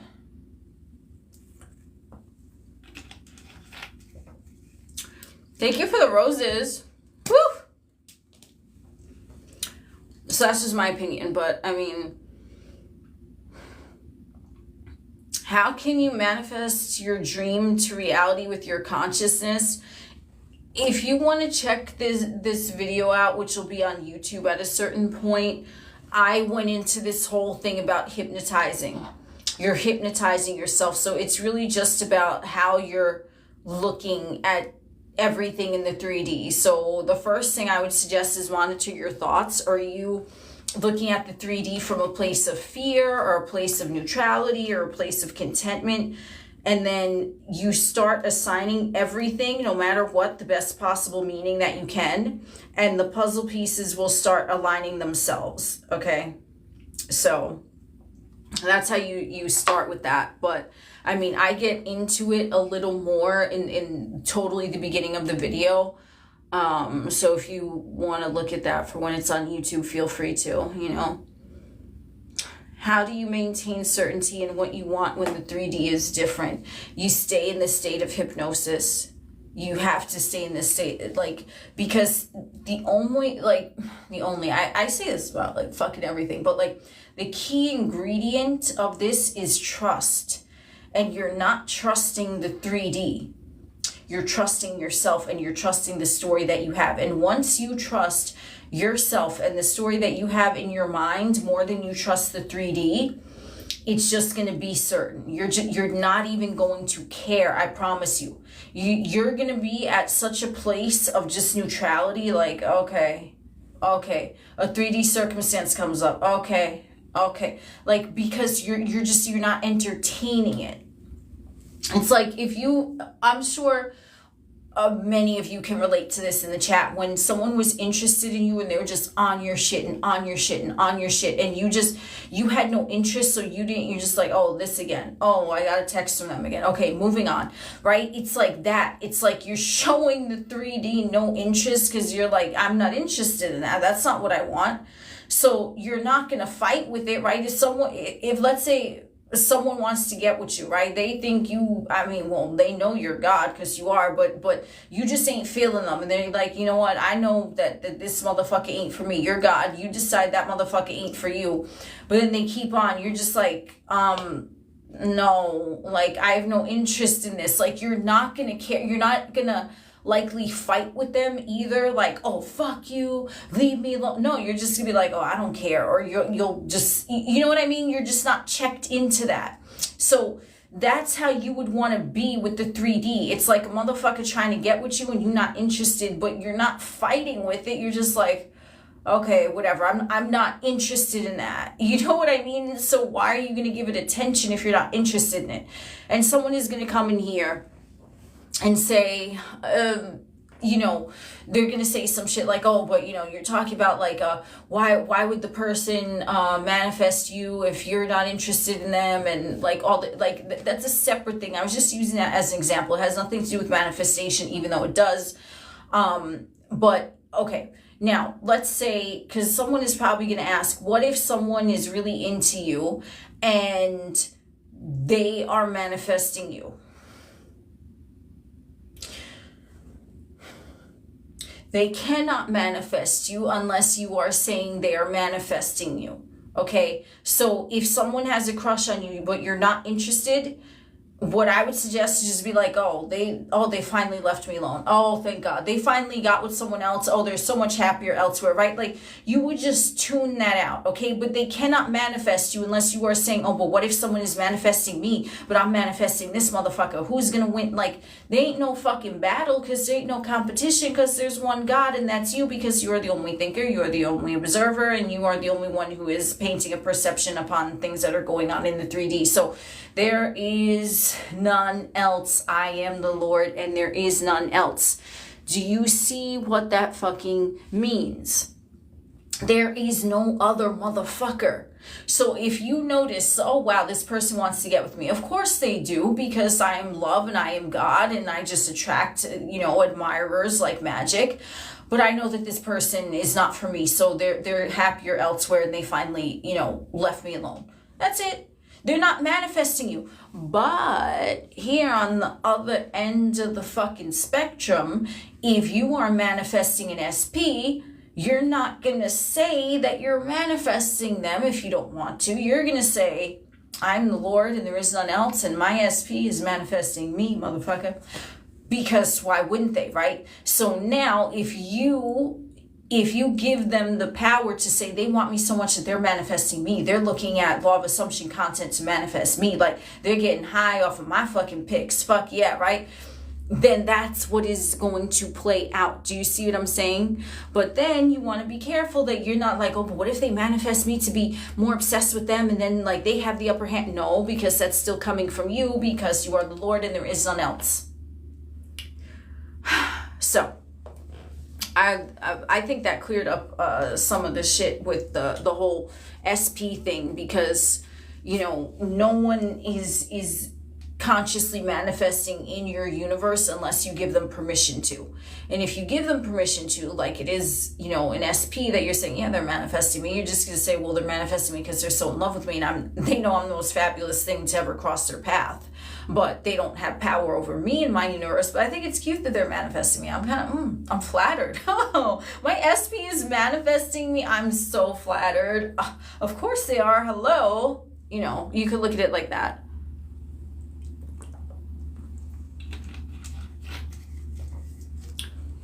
Your dogs are missing. Can I give you tips to bring them back? Stop saying they're missing. I'm so happy my dogs are safe and sound home with me where they belong. That's it. Don't think when, don't think how, don't think under what circumstances. I'm so happy that my dogs are back home, or are home with me safe and sound. I wouldn't even say back home. I would say they're home with me right now, safe and sound. If you want multiple SPs to be obsessed with you, then you're going to say that all of them are obsessed with you. Like that's it. You're welcome.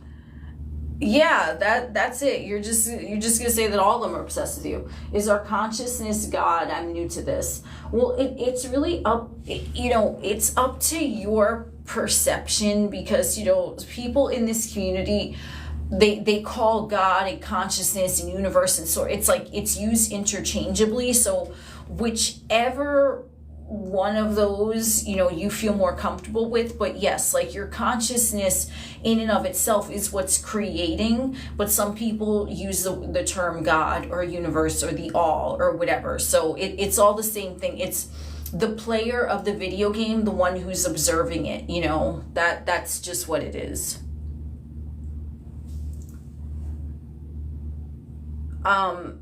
Umbrella affirmations for SP are as effective as you say that they are. So if you're just saying that SP is always showing up perfectly for you, then just go with that, because you know your definition of perfect, and you know by default SP would have no choice but to abide by that.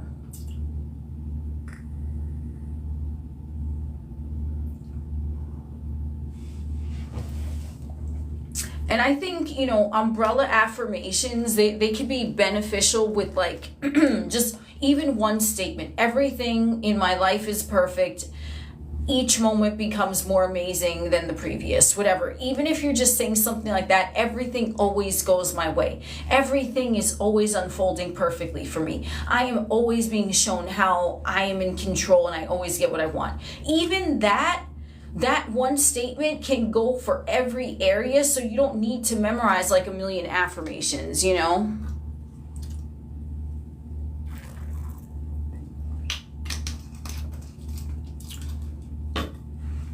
For example, if your bank account does not reflect what you want, how do you act? Like, do you buy new things? I don't tell anyone what to do in the 3D, because I don't know how you are going to feel executing that action, or if you don't. So if your bank balance, I have a question for you, which you can just answer in your mind.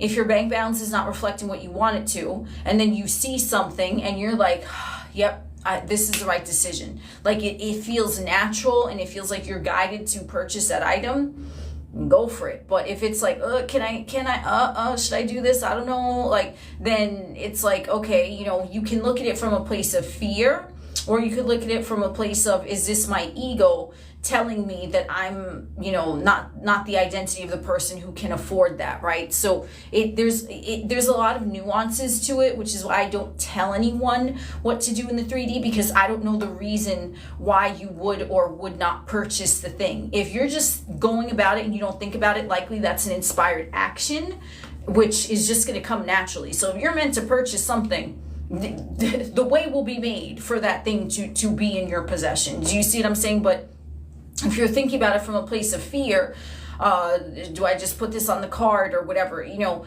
it's like, okay, well, you know what? The identity of me, who is a millionaire, is not going to be thinking this. So can I execute that? And, you know, am I going to regret, like, you see what I'm saying? Because I don't know if you're going to regret that. I don't know if after that you're going to be in a place of fear. So if it's something, you know, like that, you have to ask yourself those questions. Is it coming from a place of fear, or is it coming from a place of, you know what, this is just going to work out, so whatever. I'll put it on the card, fine, it'll work out, you know. What is up, Mocha Mommy? How you doing? If you visualize and waver, should I pull up the visualization again, or what should I do? I mean, if you're wavering in the visualization, again, this is another personal thing. Are you in the mood to actually visualize, or are you forcing yourself because you think you have to and it's going to get shit done quicker? Because for me, what I find, like with an active, intentional visualization, you would ideally want to be in the mood for it, unless it's just coming to your mind naturally. Then if it's coming to your mind naturally, you're not really going to waver because it just popped in your mind, okay? So you don't want to force yourself to visualize if you're just not in the mood to do that. Like you can force yourself to robotically affirm, or you can just say, you know what, everything is perfect, no matter what mood I'm in, I'll get back to affirming later. But with visualizations, you don't have to do this, but I recommend, if you are going to go into an intentional visualization session, you want to make sure that you're ready for that. And if you're still waiting, and I mean ready, like, you know, you might be ready an hour from now, you know what I'm saying? But right now you're just kind of tying up like things for work or whatever, and you're just like cleaning up the house, and you're like, you know what, I should visualize now. No, that you shouldn't. You should wait until you're calm and relaxed, okay? But if you're wavering when you're seeing the shit in the visual, what's coming up in the wavering? Is another image coming up? Because that other image is showing you what belief or story you have going on is contradicting the visualization. And then I would suggest to affirm against that until you could go into the visualization and it doesn't present itself again. But like wavering is, you know, it's not only going with an unfavorable story, like wavering is also looking at timing. And like some individuals don't see that.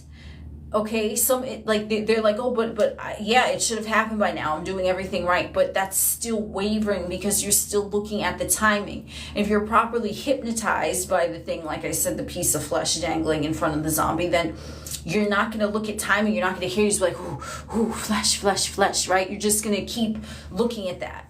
So, you know, it's kind of like brainwashing yourself, gaslighting yourself, hypnotizing yourself, but that's how it works. So everyone, in a sense, is delusional because you're all looking at the same thing, perhaps, but you're seeing it in different ways. What do I think about tarot readings and psychics? I get asked this like probably like in every live, but I don't see an issue with them.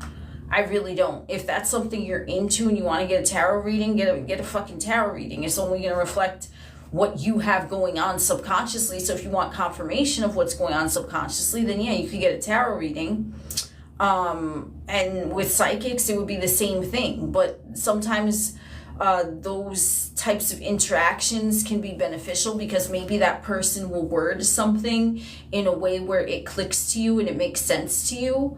And you're like, oh shit, yeah, you know, and that's all you needed. So I'm not against that, but it's still not taking away the fact that you are the Lord and there is none else. So if like a tarot reader is telling you something that's negative, you're like, well, that must be a story they have going on about them because that has nothing to do with me because my story is solid. That's all. I don't even know how long I've been talking. I don't know if I'm gonna get another fucking puzzle piece. Yes, tarot does reflect your thoughts because everything is reflecting your thoughts. Like, legit. Thank you for the roses.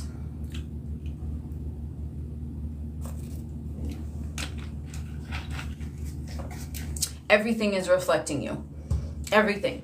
Even the most random encounter is reflecting you. Because some motherfuckers are like, oh, but not everyone is you pushed out. Thank you for the roses.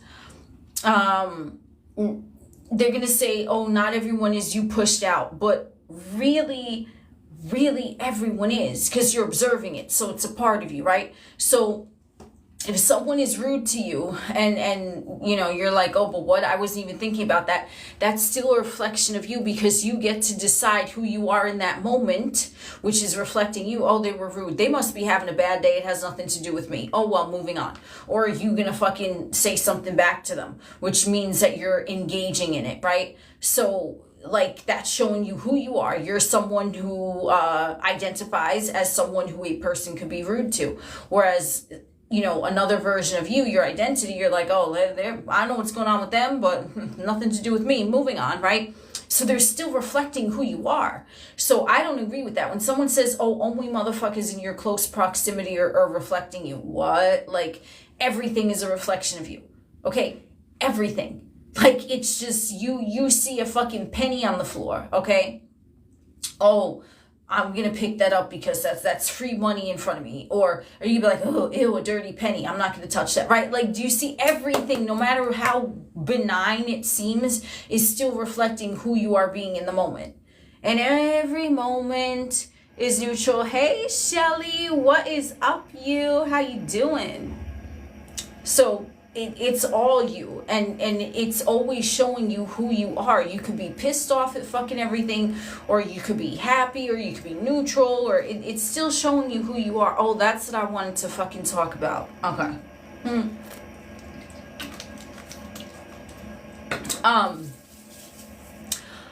I want to talk about the difference between feelings and emotions. And this one is so fucking wild because, like, you know, motherfuckers are like, oh, you need to feel it real, you need to raise your vibration. And like, you know, I get it, though. Like, those are terms that motherfuckers use, and it's fine, right? But a feeling state is a feeling of naturalness as it processes in your body, and it's going to feel like the way that you know your name. There's no heightened emotion associated with that. It's just, this is what my name is. Okay, cool, moving on, right? You don't feel anything. Thank you, Shelly. Love you.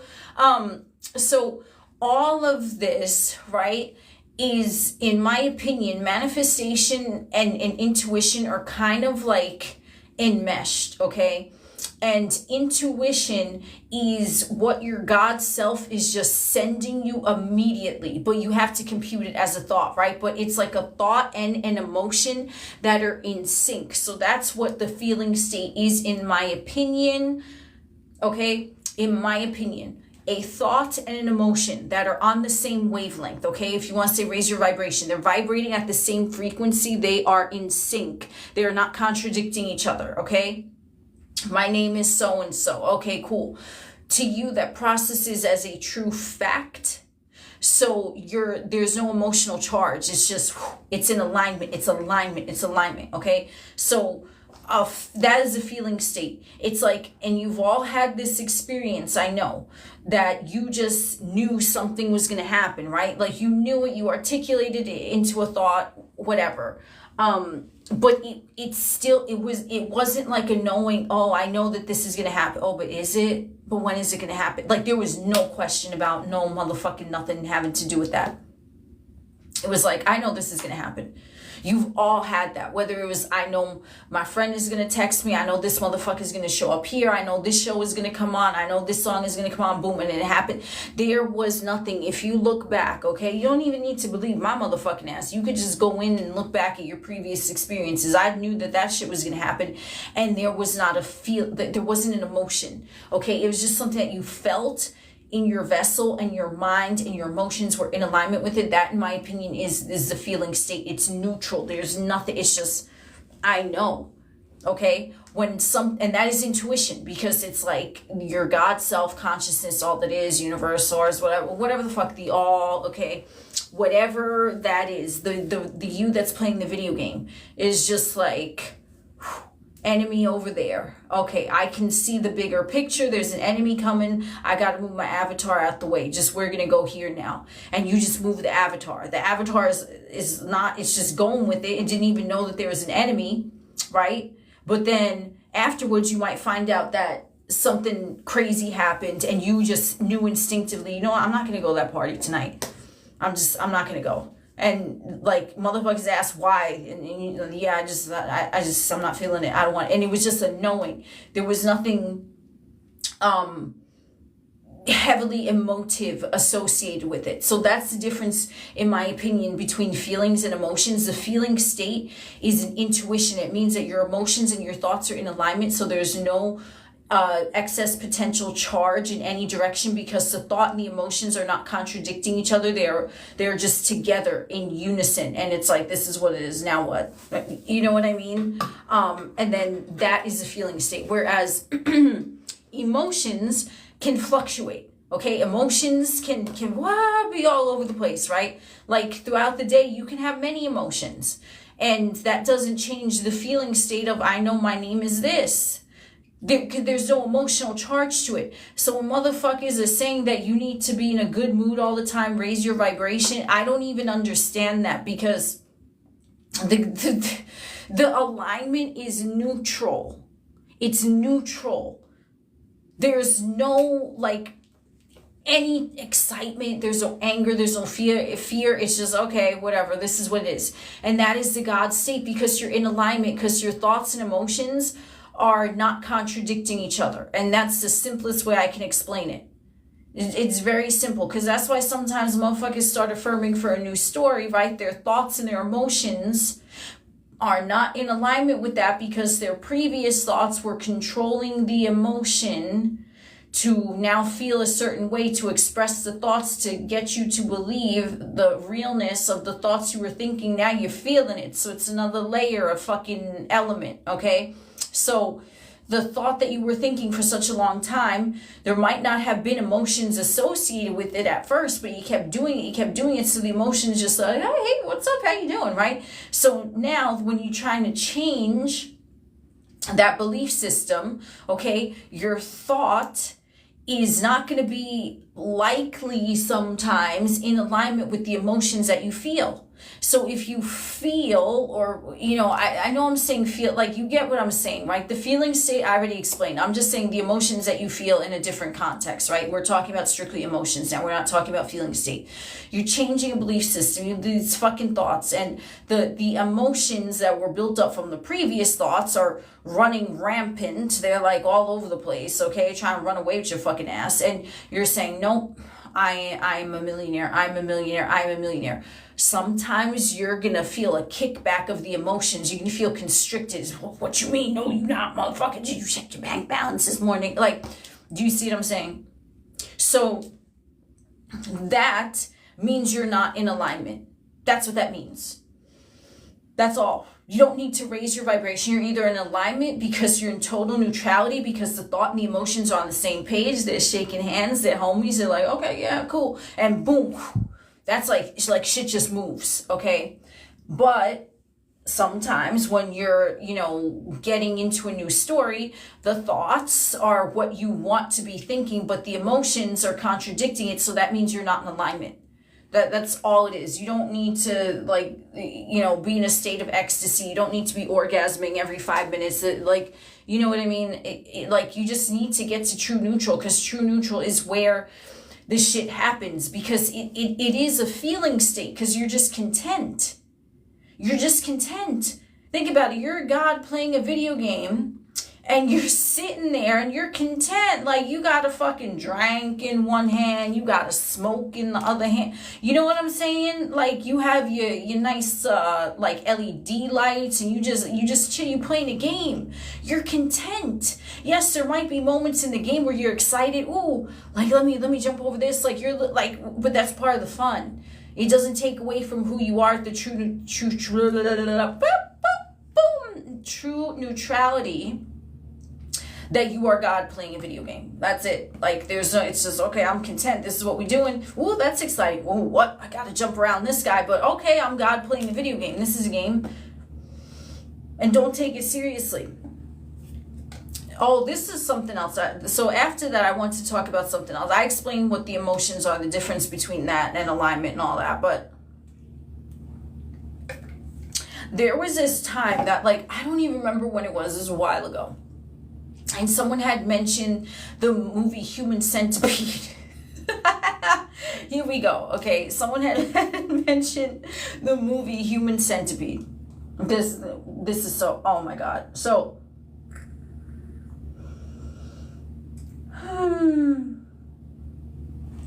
so I'm like, yo, that shit was funny as fuck. Because to me, it's funny as fuck. Like, I'm like, this is satire. Like, dude was like, this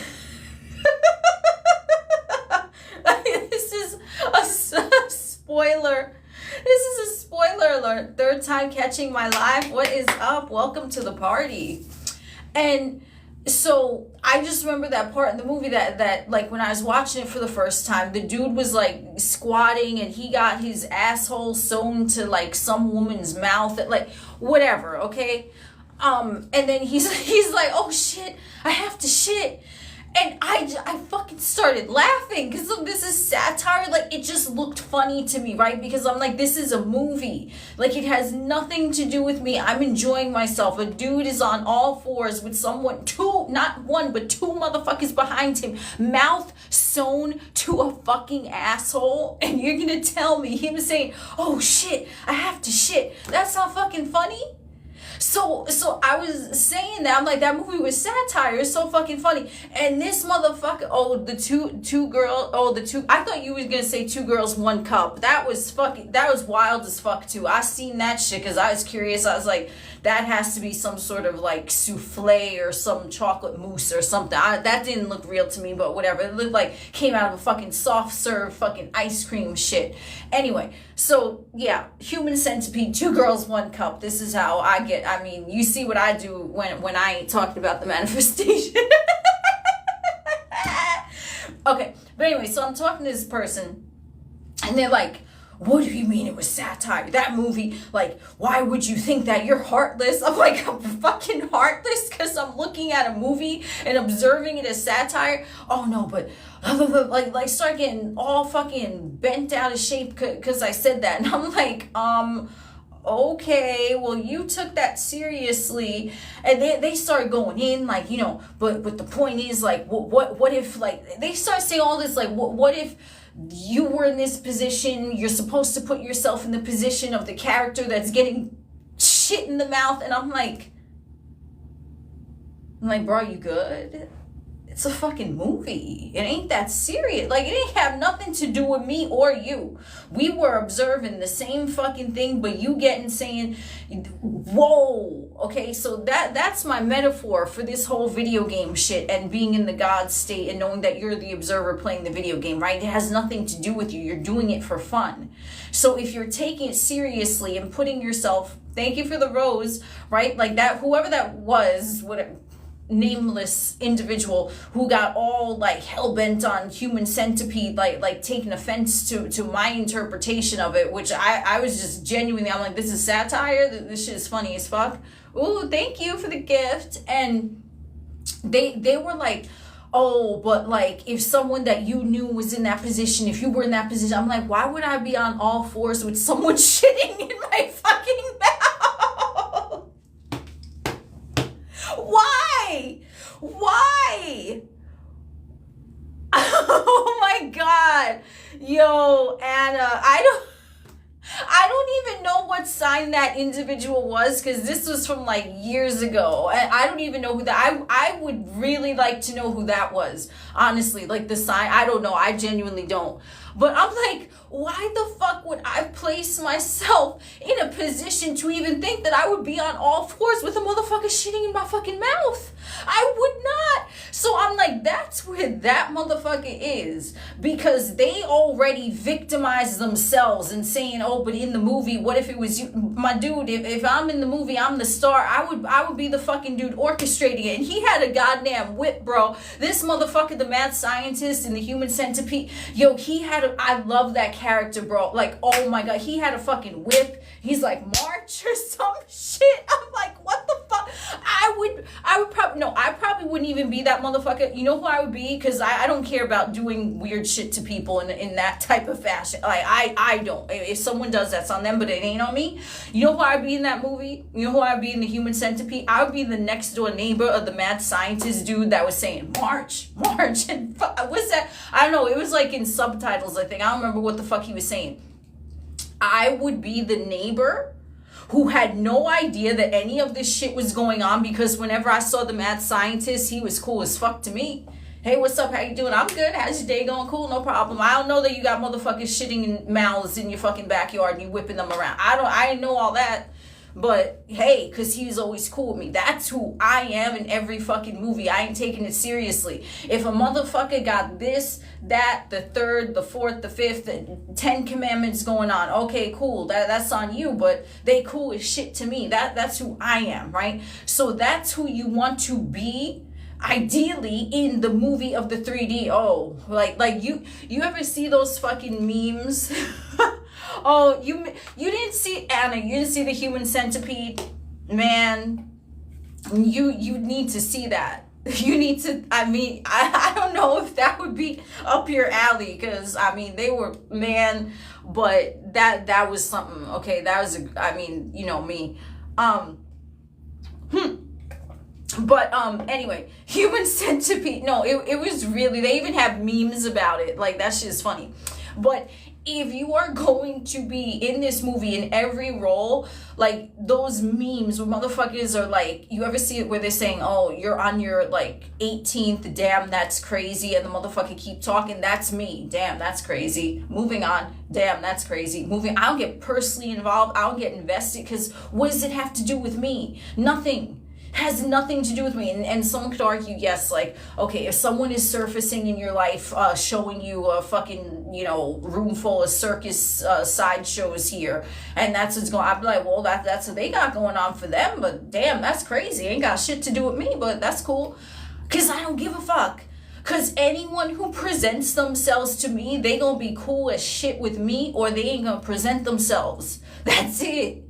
That's it, because that's who I am, right, as the main character. So neighbor is sewing mouth to asshole. He got a whole, like, I don't know what the fuck going on, crawling through his backyard, okay? If I saw that motherfucker, hey, what's up, how you doing? They would probably want to, like, interview me, like, did you know that this was going on? I'd be like, nah, man, he is always cool as shit to me. I ain't got a problem with him. You see, because to be... to be... I'm glad to make you laugh, Nate. But I'm just saying, okay, here's the thing. In whatever is going on, okay, you want to be as neutral as possible to anything. And I'm not saying, like, if you like a friend or family member, someone they're telling you whatever, okay, you know, this is what's going on with them, yeah, you can care for their situation, but at the same time, don't view them as a victim either, because they're still your perception. So let's say, like, a homie calls you and they going through this, that, and the third, and they, oh man, I feel so bad for them. Don't fucking feel bad for them, because now you're putting them in the place of being a victim, when you're just like, oh damn, that's crazy, but you know what, like I know them, they're good, they got this, like, I only see nothing but good vibes and peace and happiness for them, and health, or whatever the situation is. You don't want, and this is something that, like, you know, when motherfuckers ask me about, you know, manifesting for other people, if you want to manifest for someone else, you're not going to view them as a victim. You're not going to view them as someone that has a health condition. You're not going to view them as someone who, you know, this happens in their life, or they've struggled with it. You're just going to view them as someone who you would want to see for them. And it's the same thing as manifesting for yourself.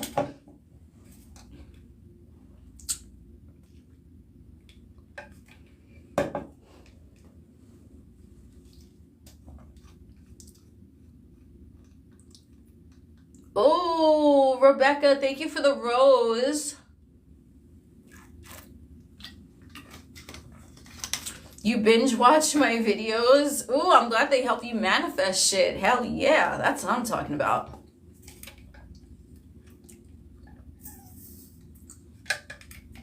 So I don't know I don't know where I was going with that whole like human centipede shit. Like, but yes, okay. So I was saying the observer. The more that you are at neutral, right, the less seemingly wild circumstances are going to present themselves to you. I'm dead ass, okay? I'm dead fucking ass. If you are remaining at like neutral, you know, you're the observer, you're not taking things personally, you're not intermingling with shit that you don't want, you're just like, oh damn, that's crazy, moving on, right?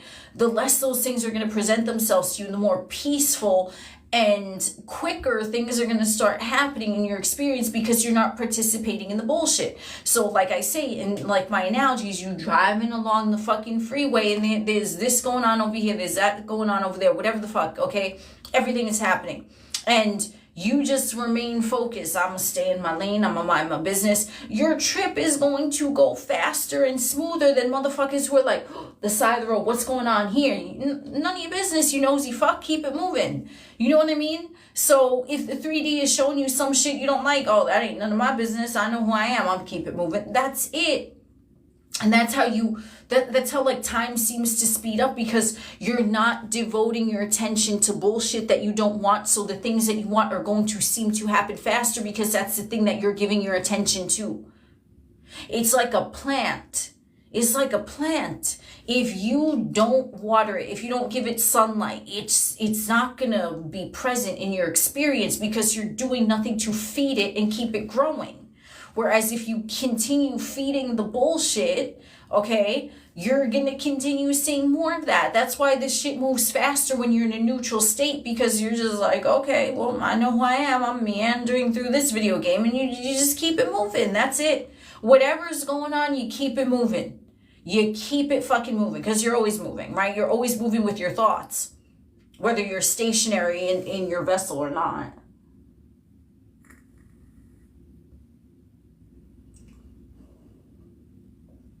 You're trying to stay focused on what you want than what you don't have. I mean, a lot of it is discipline. Yes. Basically non-reaction. Yeah. To things that you don't want, why are you going to react? That's engaging with it. A lot of this like head game, you know, it's really a head game, because you have the choice in every moment how to view a situation. So you can be in the same circumstance as someone else, and that other individual is viewing it totally different than you.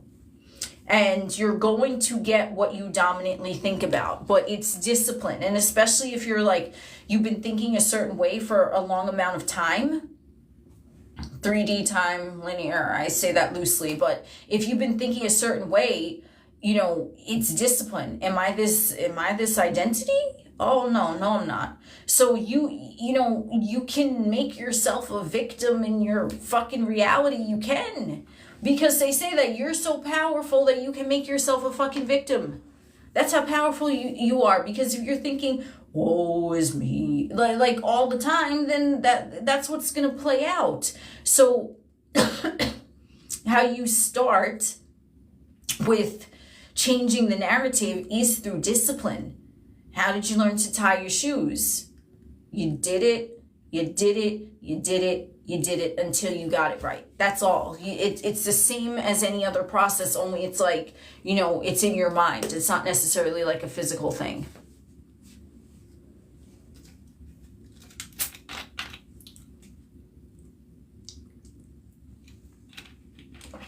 This live just hits different. I love it. Thank you. Thank you for being here. Yes, exactly, Shelly. You don't want to be in victimhood, because like you can be a victim. You're welcome. You could be a victim, or you can be, you know, whoever the fuck you want. You're the star of the show. Why would you place yourself in the role of the victim? Like, who does that? You know what I mean? Like, if I'm the star, I'm the fucking star. Everything is going my way. You know what I mean? Everyone loves my ass. You know what I'm saying? The fuck? Yes, this is going on YouTube. You're still rolling at the human centipede? No, you really need to watch that movie. You really need to, like, I know you're not, but if you even just search like the human centipede memes, oh, you're gonna see a lot. You're gonna see a lot. You're working on staying strong-willed after coming off the lives. Hey, you know, you don't need to work on anything. You are that. Just, that's it. This is who I am. This is my energy. Boom. You rather hear the spoiler? I mean, there's a lot of well, no, I think I gave away the biggest spoiler. Oh shit, I have to shit. Like, cause that shit, when I first saw that, I was like, what the fuck? I was like, who wrote this? I said, who wrote this? Because, oh man, like someone's mind came up with that. Oh man, I want to know what sign they are, because damn, like, that was amazing. I'm like, this is great. Yes, he started crying. Yes, he did start crying when he shit. I'm like, what? Like, what the fuck? I think they were happy tears. He probably had to go for a while or something. I don't know. You thought, yo, there's a question, what sign are they? Who? I don't even know who we're talking about anymore. Who are we talking about? I want to know the director of the film, or the one who imagines like the screenplay. I want to know what sign that person is, because damn, like, that was great. You would have started crying too. I mean, I don't know. Like, you went on a different timeline. What timeline are you on? Because I mean, I'm broadcasting live from the spaceship. That's the timeline I'm on.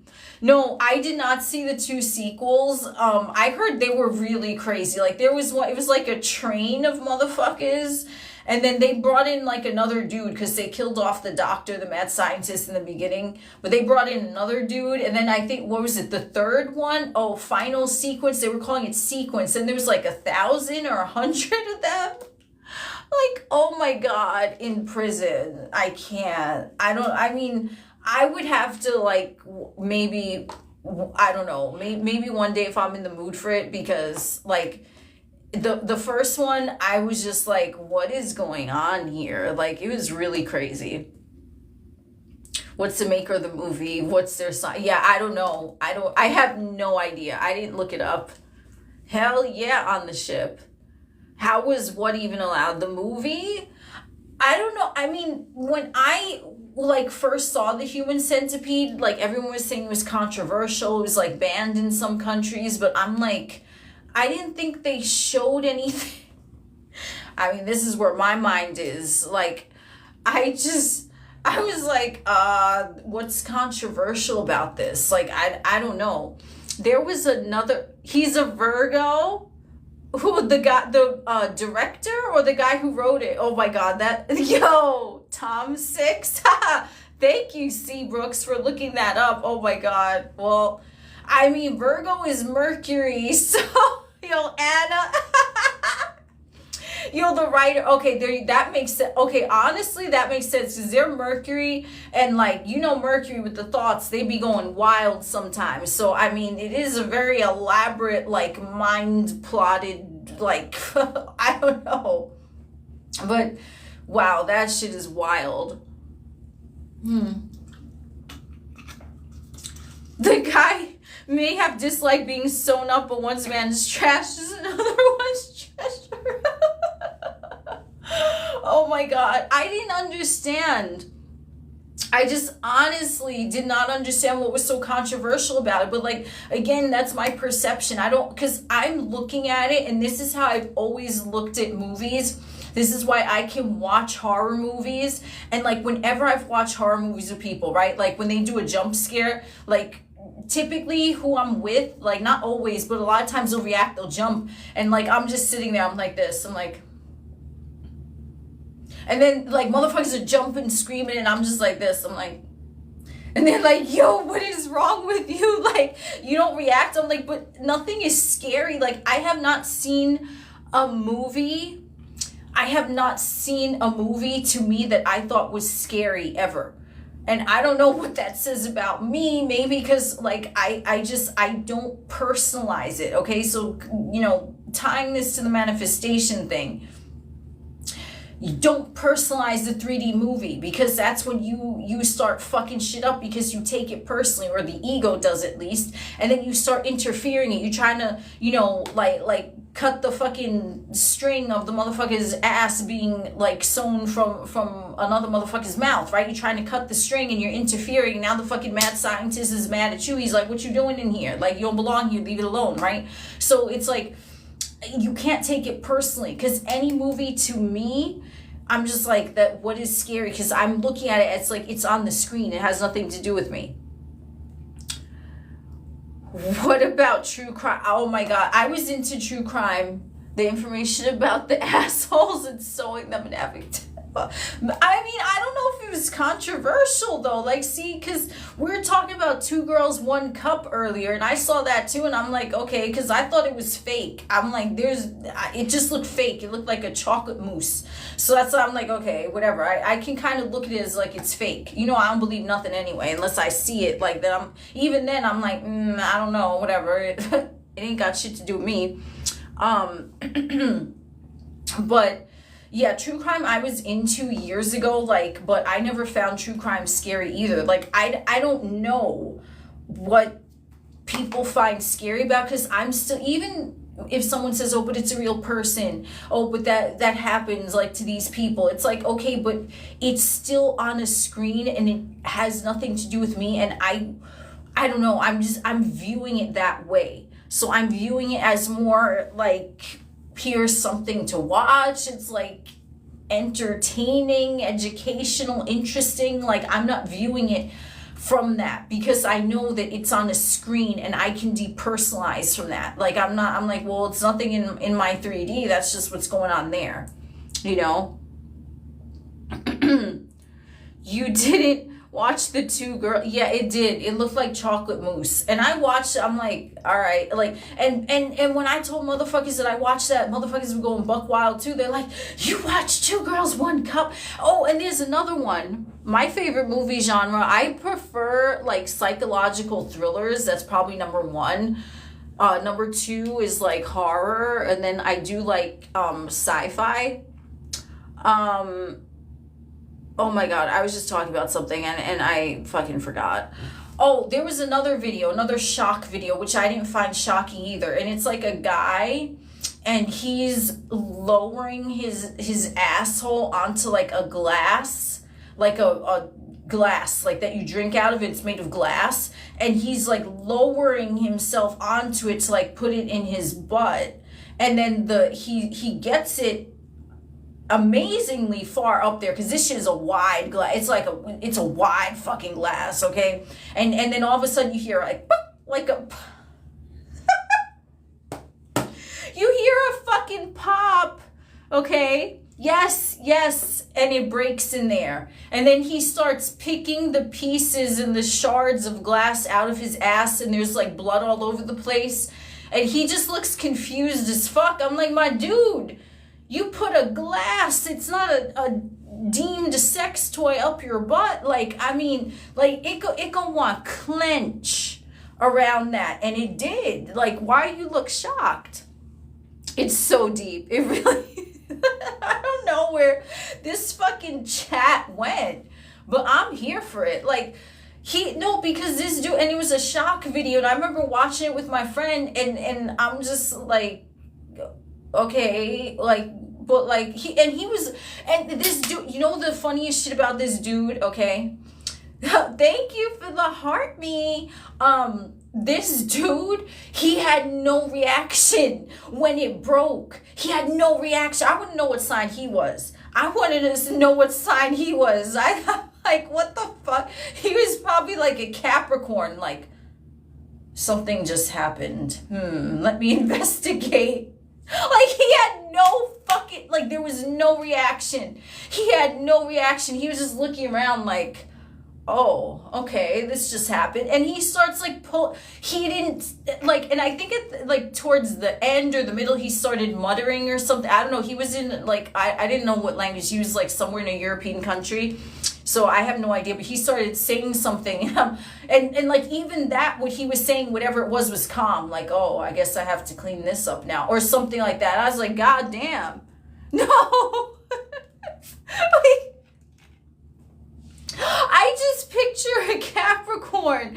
Yeah, no, yes, like a regular day. I picture Capricorn, like, because, like, the Capricorn men are very, like, usually just, like, okay. Like, there's nothing, I don't know, that is gonna really cause them, at least from what I've seen. All of them are different, obviously, but they're just very, like, oh, all right, this happened. Let's fix this now. Like, and he was just chill. I'm like, okay.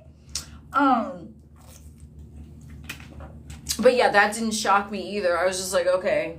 I was like, well, like, all right. I just saw a guy clench his fucking asshole around a large glass. I don't know what they're called. It's like a tumbler. It was fucking, it had some girth to it. I was like, dang, boy. I don't think he used lube either. I said, holy shit. Like, that was wild. I mean, I don't know. At least it could have been silicone or something. I don't know. Because that, you could work with. But, I mean, a glass? God damn. Oh, mason jar. I don't know if it was, I don't know. Maybe it wasn't a mason jar. Was it? It was that girth, though. Definitely. Like, it had some girth. I don't even know how long I've been on. Thank you for joining. I've been talking for quite some time. I know over an hour, so.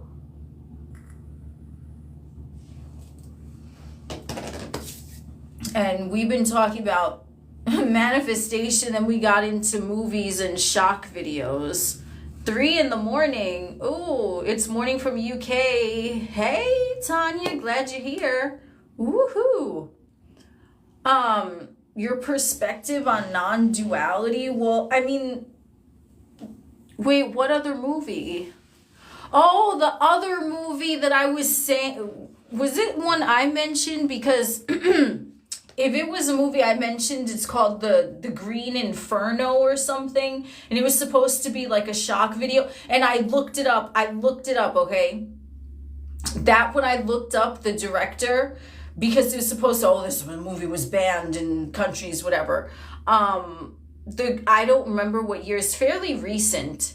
And I looked him up, and the dude who, I don't know, I guess whoever, the director, I think, he was an Aries.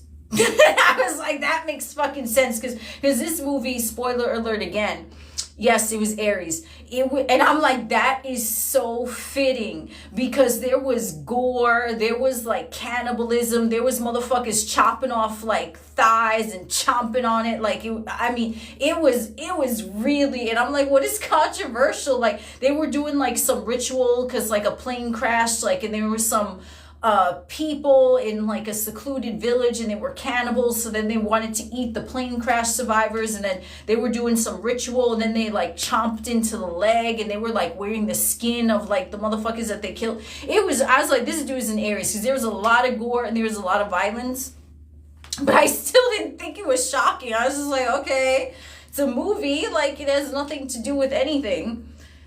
Ooh, Anna, you got the number 2 gifter badge. Hell yeah. So yeah, Green Inferno, Human Centipede. I mean, I don't know. Another one that I found, I remember I watched this movie a long time ago, so I don't really remember much of it, but it's called A Clockwork Orange, and it didn't have gore, and it didn't have like shitting in mouths, I don't think. But it was supposed to be controversial. I remember watching it. It was just these guys like running around, I think in costumes, rampaging. I think it was like a British film, A Clockwork Orange, but it was like older. It's like from the 70s. There's nothing where Human Centipede and the Green Inferno are more present day kind of.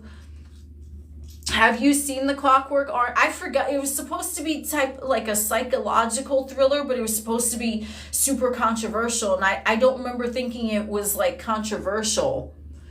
Yeah, I don't know. I mean, this one was, I don't remember any gore or like violence in it. So maybe you could watch that one. It was more like a psychological thing, but they were just like in costumes running around. Oh, I didn't know it was based off of a book. That's interesting. Typically the books like are usually better than like a movie. That's what I've noticed. Like the book is just, again, because in my opinion, your perception, if you're reading something, right?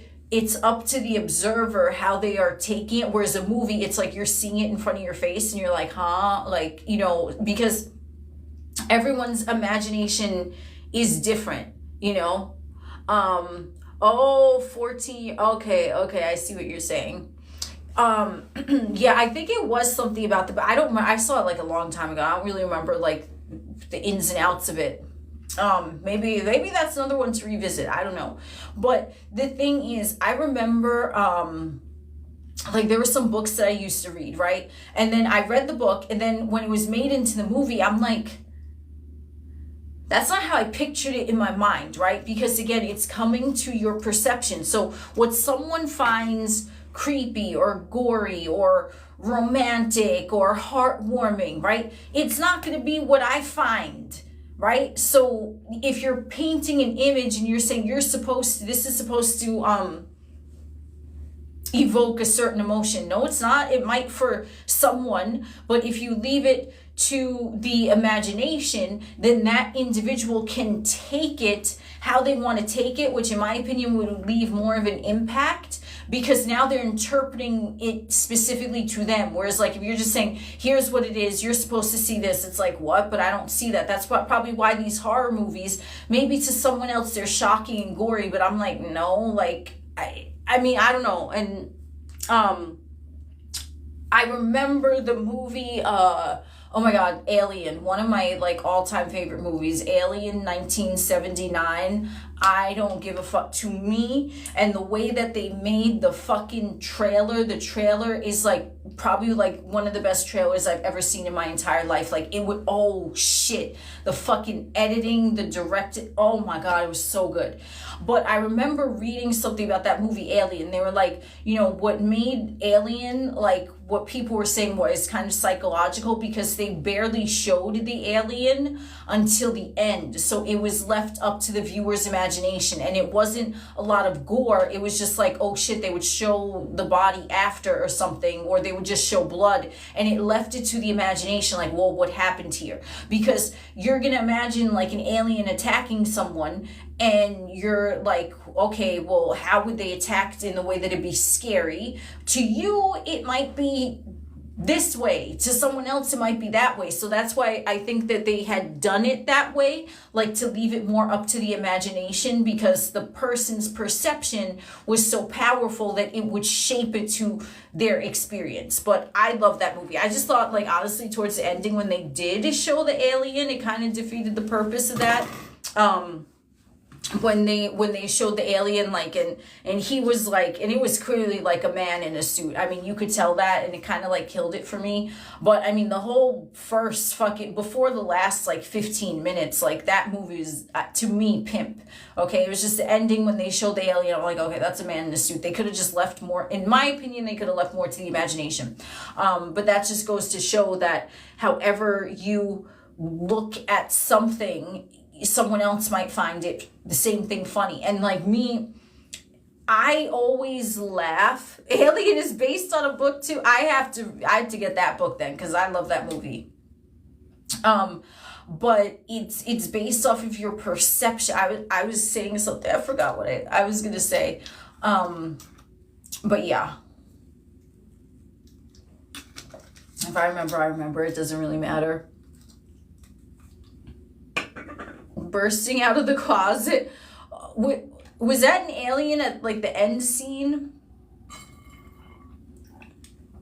I don't even remember. I had to revisit it. Like I used to, you know what's so crazy is that, oh, you can't sleep. Well, if you want to fall asleep, don't say you can't sleep. Say that you sleep perfectly every night, peacefully, and wake up super well rested.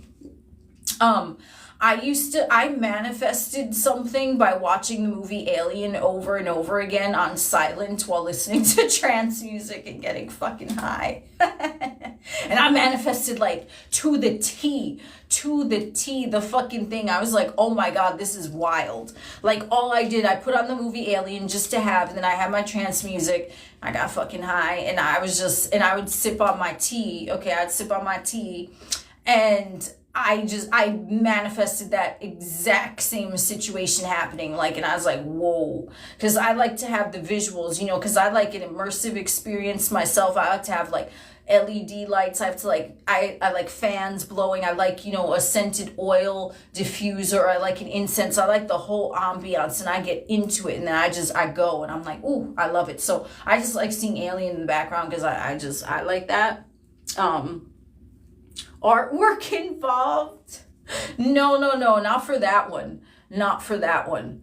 But I have done that actually with artwork. Like, years and years ago, I would draw like weird things. Not things that came true, but just weird experiences.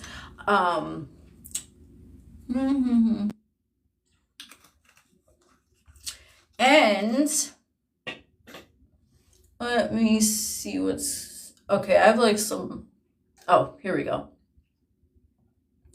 Elvira. Wait, Elvira, where is that? Elvira, I think that whole like show was like satire, was it? I've never seen any of the Elvira things. Hey, Jesse, thanks for joining. Is Elvira horror though? I mean, I don't know if that's really horror. Like, it's kind of like the Addams Family type of horror, which we were talking about earlier. It's kind of like satire, like it's supposed to be. Yeah. Like, it's not like horror. But oh, okay. And I remember the Munsters too. You remember that show, The Munsters? And then they lived at like 1313 Mockingbird Lane. Oh my God, that shit. Herman Munster, that shit was pimp. I love that show.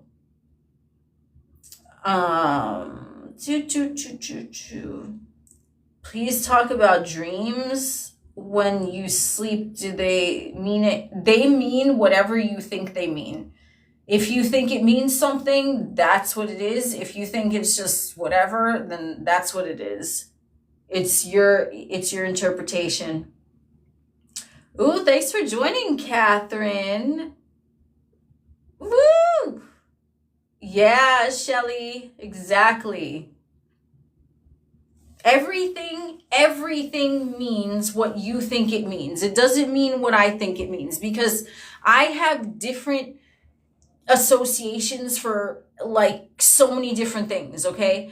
So many different things. And it's my interpretation of it. So it's gonna be true for me. But for you, if you think something means this or something means that, go with whatever you are saying. It's not what I say. You know what I mean? So I sit myself, sir. Yes, we are God creator. Exactly.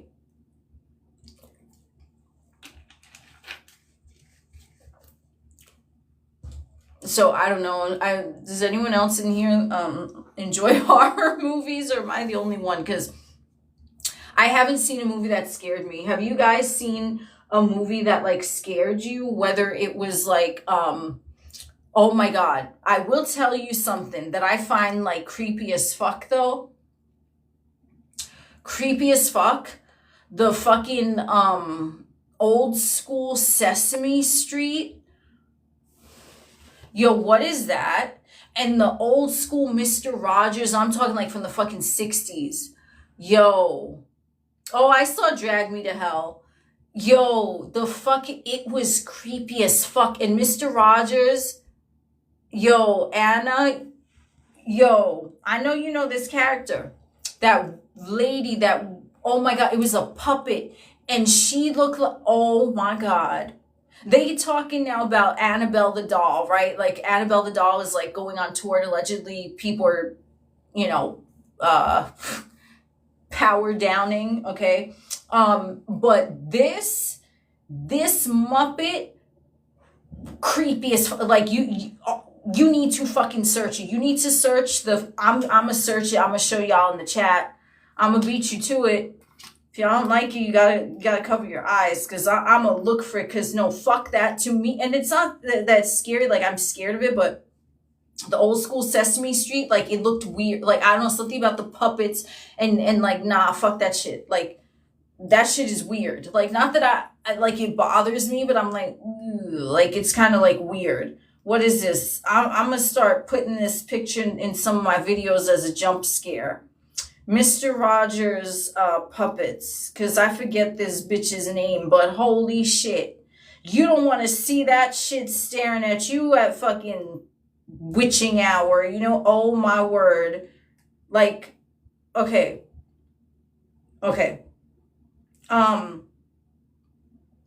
Bro, what is this? Hold on. I gotta, no, like, let me, I have to show you. Like, what is this? What is this? Let's get this picture. Okay. Are you ready? What is that? No, like, what is that? Like, are you shitting me? This is a show made for children. Like, are we okay? Are we okay right now? You want this talking to your fucking kid? I don't know what the hell. Like dead ass. Like, what is that? That to me is very bizarre. That was even allowed airtime. Like look at this. Where are we going with this? Let me show you another one.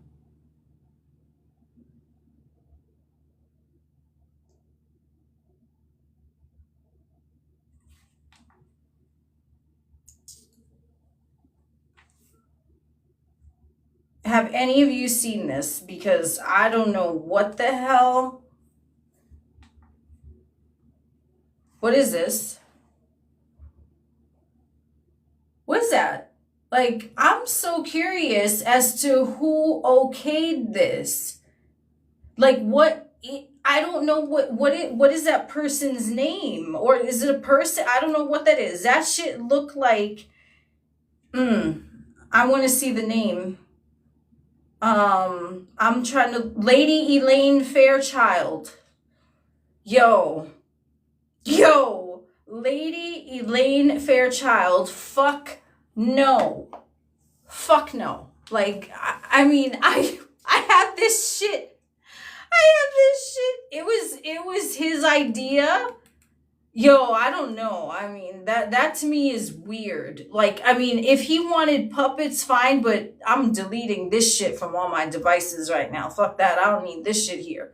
But you want to have puppets, fine, have puppets, but you're going to make them look like that? Like, I don't know if it's because maybe that's how they made puppets, but like they were having the ventriloquist dolls. I remember from even the show The Twilight Zone, and they did not look like that. Like, I could look at a ventriloquist doll, so I'm like, no, it's not even that. Like, the technology back then to make a puppet was weird, and that's why they look like that. It's like, no, that was designed, like what is that? I don't know.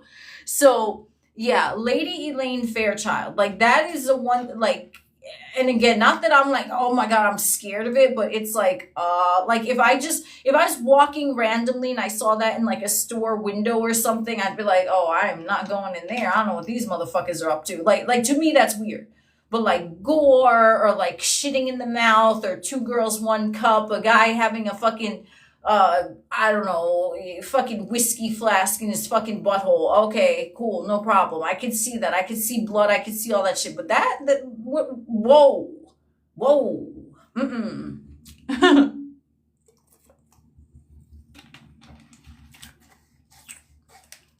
Gen X is weird to this day. Oh my God. I don't know. Was that Gen X though? I feel like that was even before Gen X, because that was, like, I think the original, I'm talking about the original Sesame Street and Mr. Rogers. That was like in the fucking 60s, I think. So I don't know who was watching that. Maybe boomers? I don't know. But I don't want to know, because that shit was weird.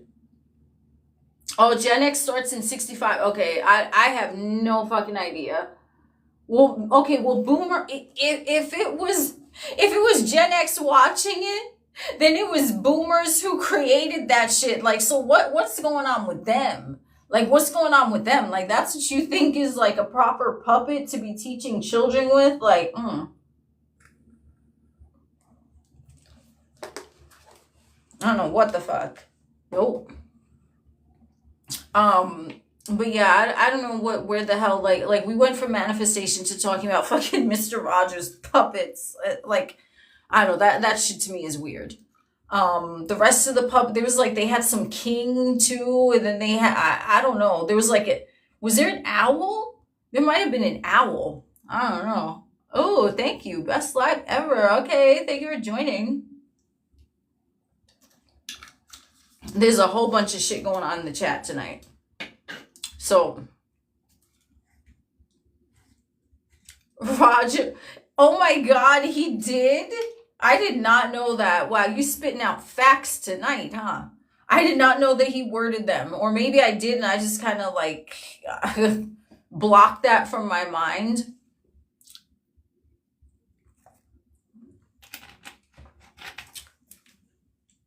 I don't know, that shit was just not, I don't know, the whole, like, shit like that to me looks creepy.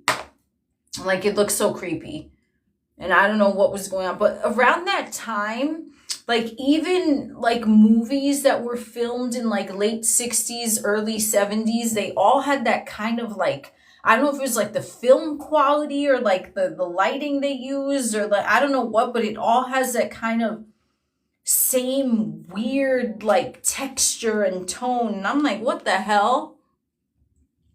I mean, another movie that I thought was good, but I wasn't scared by it, that came out around that same time was Rosemary's Baby.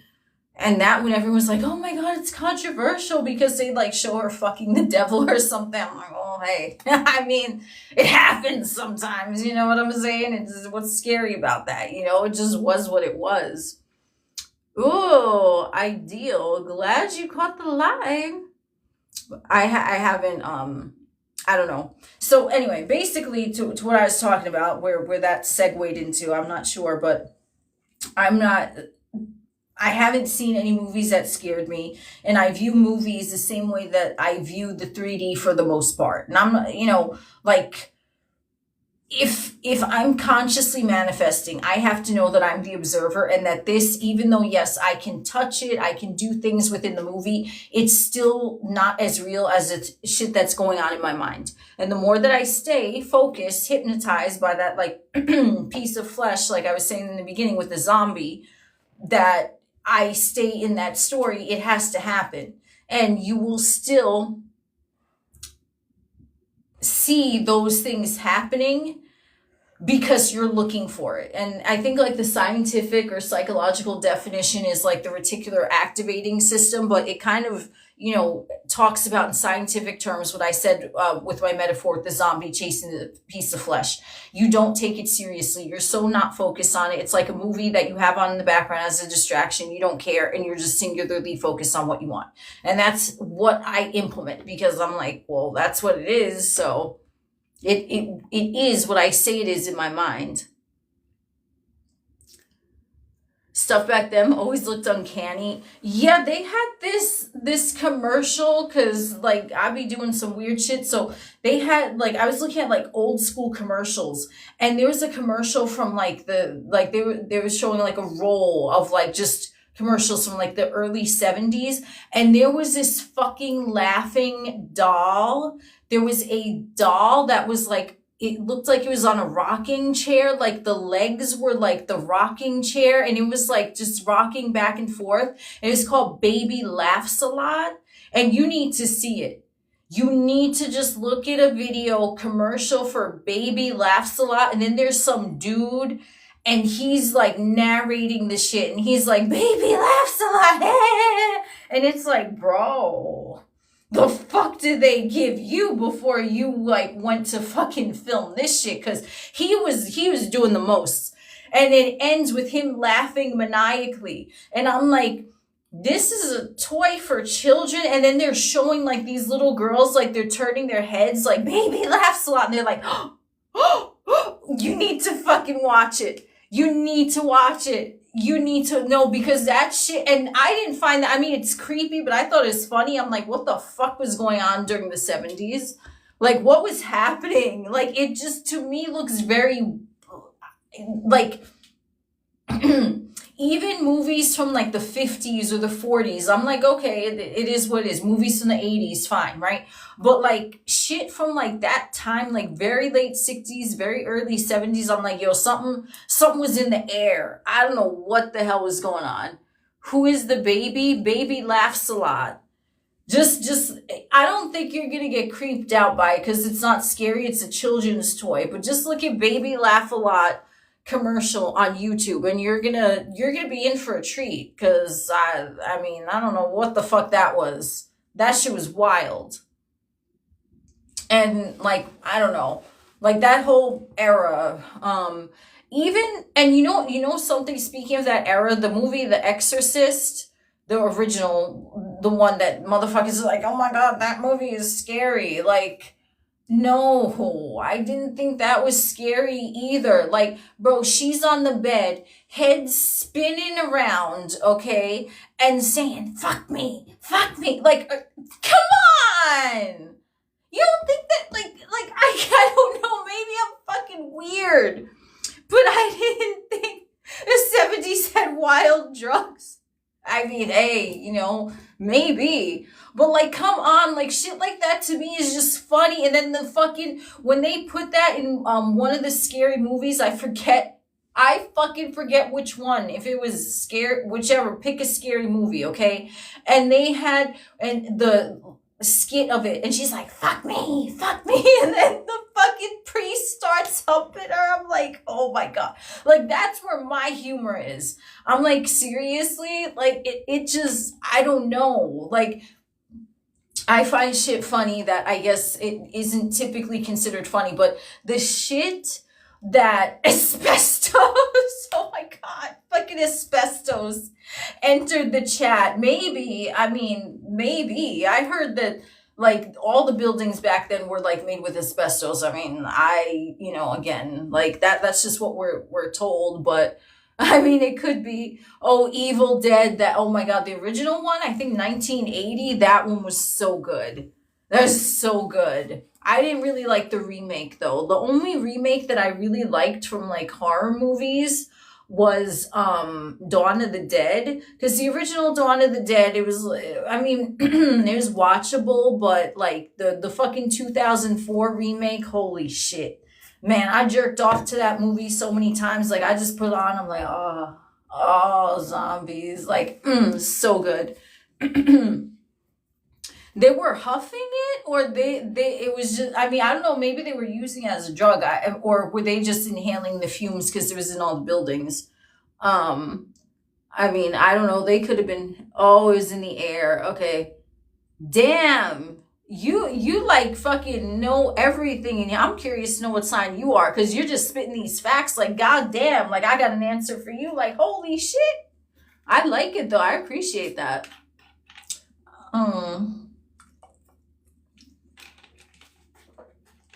So I don't know where the fuck this went. We went like to horror movies. But comedies, I will tell you, I don't laugh at comedies. Like, there's very few comedies, very few that I find funny. Like, I just don't think comedies are funny. I just, I sit there and I'm like, and like motherfuckers are like having a fucking field day with it. And I'm like, but that's not funny. Like, there was this one scene, oh, you're a Sag. That's why you have that universal knowledge shit going on. Hell yeah. Woo.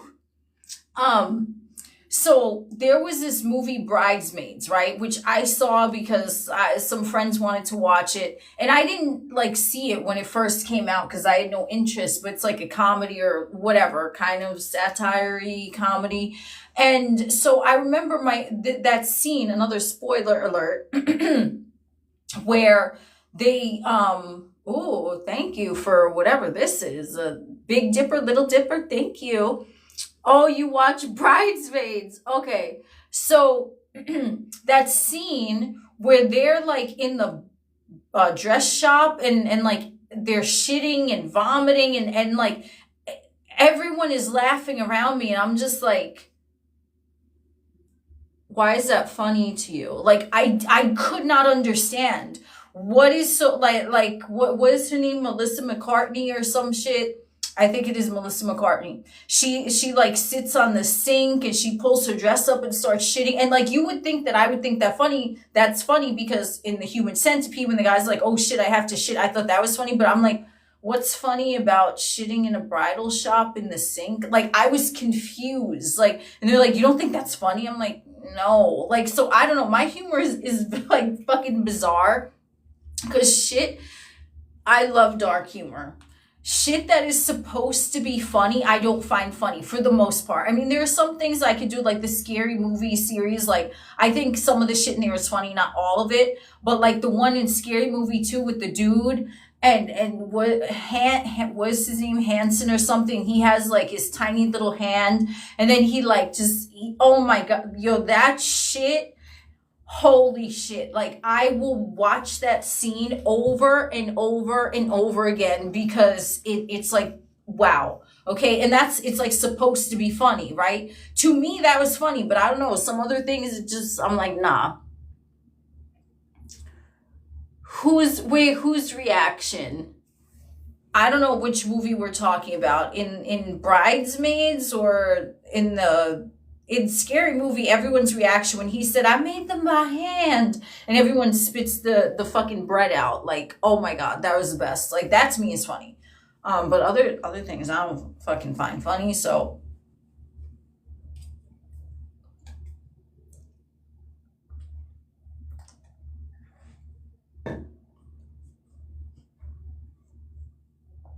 You left for a break and came back and I'm still live. Well, I'm glad you're happy. I don't even know how long I've been talking, honestly. I think I'm gonna like wrap it up soon though, because like I've been talking a fucking while. But I appreciate everyone joining in this discussion. Like, this took a turn to like, I don't know where, but it's fun.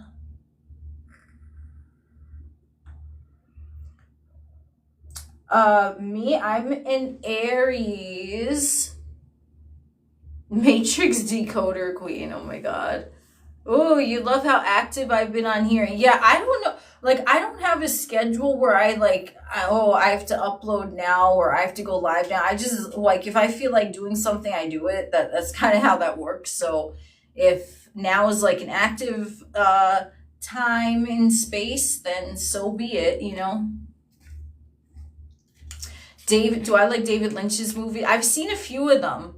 I think one of them was Blue Velvet or something. And then there was another one. There was another one I saw. I don't remember it. Should I look it up?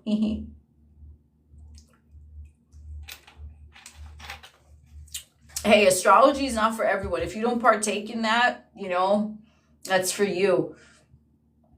I look at astrology not for transits, but just for like personality shit. I think it's entertaining and funny. Mulholland Drive. Yes, that was it. Oh my god. Yo, Mulholland Drive. Yo, that movie was good. I mean, but it's like one of those movies where I think, ooh, Love from Italy. Holla. It's one of those movies where I think you kind of have to watch it a few times and then you're going to see something that you didn't notice in the previous times that you watched it.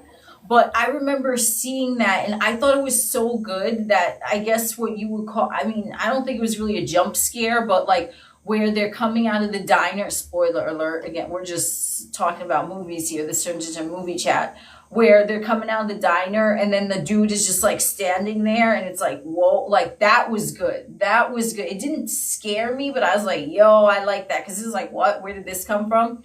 And then where she goes into the house and she sees like the dead body, like the way the body looked, to me, it looked realistic.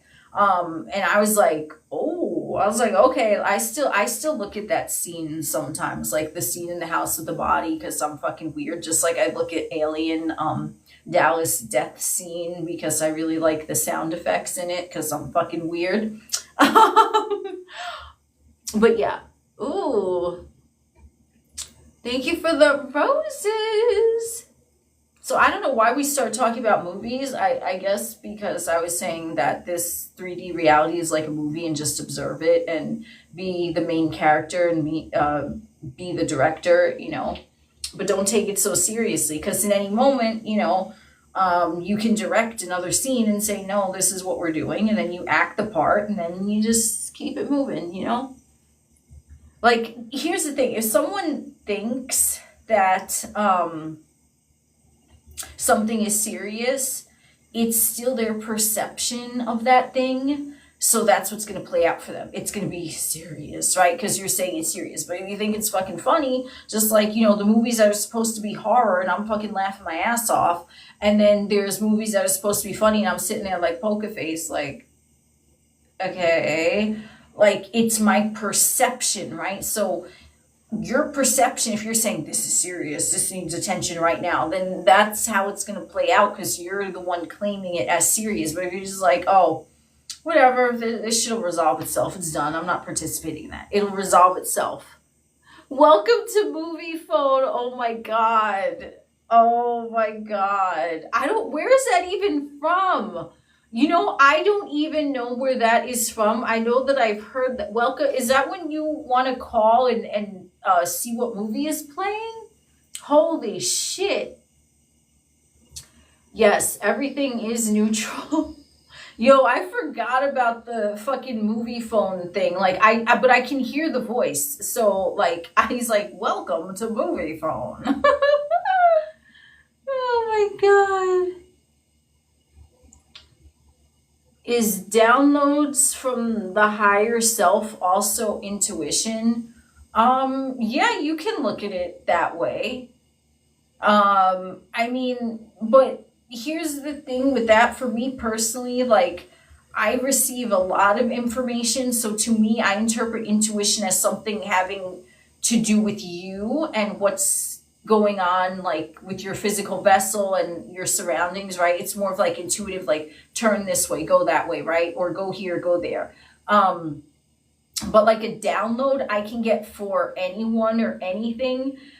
I mean, yes, you can look at it as intuition, but I don't consider that intuition because it's not personal to me. I consider it more just kind of like, oh, here's a droplet of knowledge for you. And I'm like, oh, okay. So, I mean, I guess it's the same thing, but I just see it differently. Like if I get a download about like something else or someone else, I'm like, oh, okay. I mean, it is intuition, I guess, but like I compartmentalize things in my mind. So, hey, thanks for joining. Oh, number 2 gifter badge. Thank you. Lynch was talking about the oneness. I think he believed in manifestation or something like that. When was he talking about the oneness?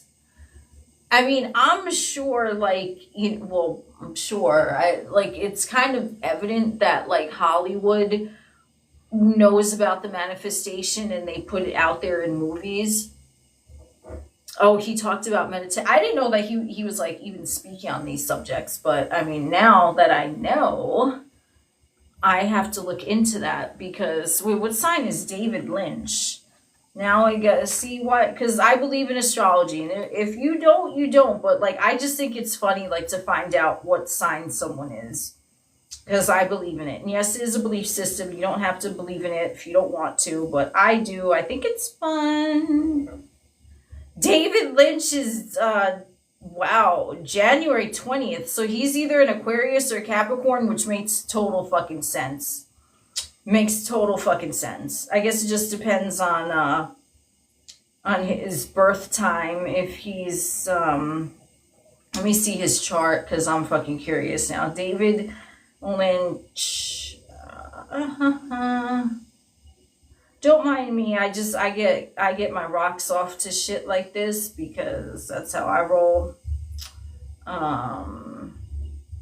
Yeah, let's see. Apparently that's a question. Is David Lynch a Capricorn and an Aquarius?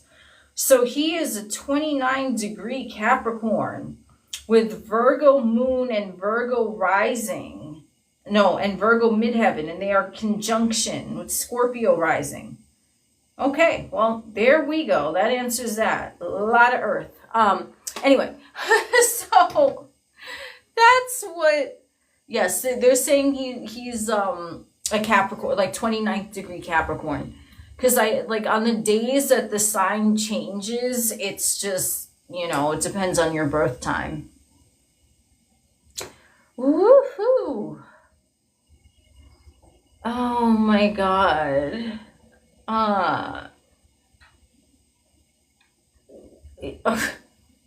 Someone named Bot. Okay, well, if you're not a bot, you're not even trying to be funny, but is it harder to manifest a male? Okay, no, because if I'm going to take your question seriously, no, it's not harder to manifest as a male, manifest as a female, manifest as a non-binary person. None of that matters, okay? Because that's not what's manifesting. Gender is not what's manifesting. Your consciousness is what's manifesting. So if you have a belief that it's harder to manifest as a male, then that's what's going to play out for you, Did you go to school? I'm sorry, that's so fucking funny. I don't know if that's supposed to be sarcastic or if that's a genuine question, but I think that's funny as fuck. I mean, we all went to school at some point, didn't we? Like, we were fucking forced to. Did I go to school? That's fucking great. Unfortunately, at certain points, yeah, I have.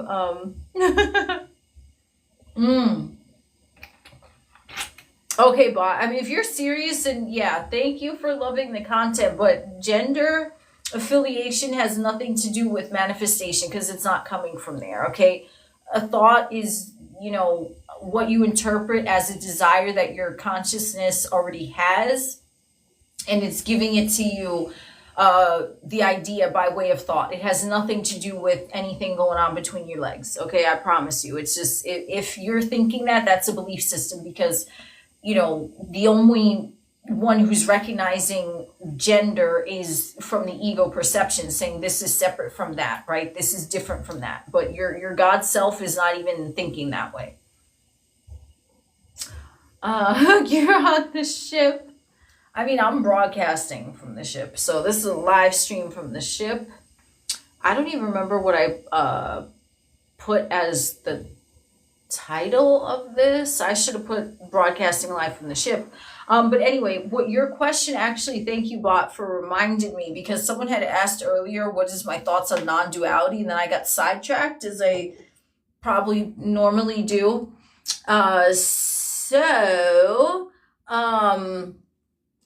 Non-duality is the God self. It's like neutral. It's like you're just okay with everything. It's what they talk about, one of the principles in the Kabbalion, where everything is the same, is a different side of the same pole. Okay, so if you have temperature, that's one thing, but then you have hot and then you have cold, and that's where the duality comes in, because you, from the vessel and the ego, are processing things as hot or cold.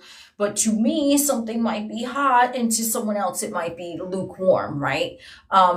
So that's like the non-duality is the thing in of itself. So let's say you're manifesting, abundance. Okay. So it's either you're living in abundance or you're living in lack, but it's the same thing. Are your needs taken care of? Are your needs being met? So yes or no, but it's the same thing. It's needs being met. And that's the same thing for anything. Okay. Like, so the non-duality is just looking at things just as they are, that all, they say it so eloquently in the Kabbalion. I forget how they say it, but basically they're like, all polarities are reconciled or something, because when you are in that God state, everything just is all at once, because you don't have that filter illusion of the ego and the ego mind to say, this is hot, this is cold, right? This is good, this is bad. And that's the same thing with, like, morals and ethics of manifesting. Okay, so someone can be like, oh, it's not right that you want to manifest that, but that's their perception. There's no right, there's no wrong, there's just what do you want. That's it, because the God self, from the place of non-duality, is not even looking, is this right, is this wrong, is this moral, is this ethical? It's just, it is, and it is now. There's nothing, there's no one to answer to but self. So you have to just, keep in mind to remain in the state that every problem has a solution because it's the same thing. So with money, you fucking have money or you don't have money. So if you don't have money, what is the solution? You have money. So then what do you say to rectify that? Oh, wealth. That's it. Wealth. I'm wealth. Okay, cool. No problem. Moving on. If you're manifesting a relationship, what is it? Love, right? You're either in lack of love or you're in the awareness of the relationship of love, right? So it's the same thing. Oh, the SP is in no contact. Oh, they're in love with me, but I'm loved, so it doesn't matter. Like, it'll rectify itself, but I have to come to the true neutrality of just saying I am loved.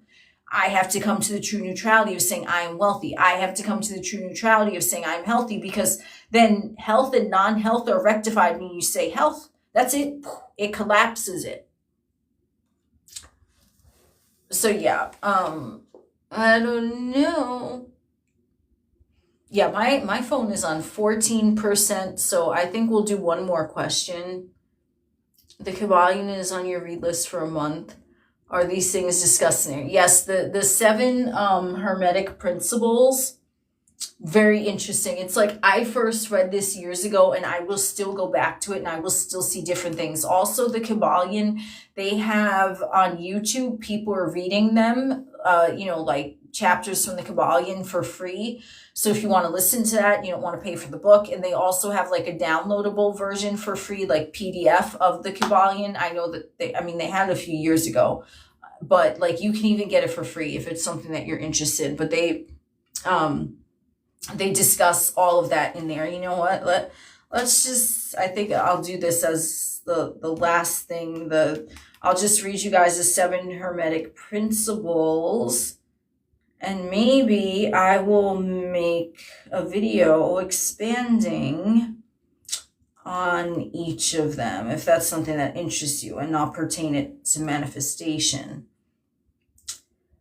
Yes, the principles include mentalism, where they say the all is mind, the universe is mental, the principle of correspondence, the principle of vibration, the principle of polarity, the principle of rhythm, the principle of cause and effect, and the principle of gender. Okay, so I don't know.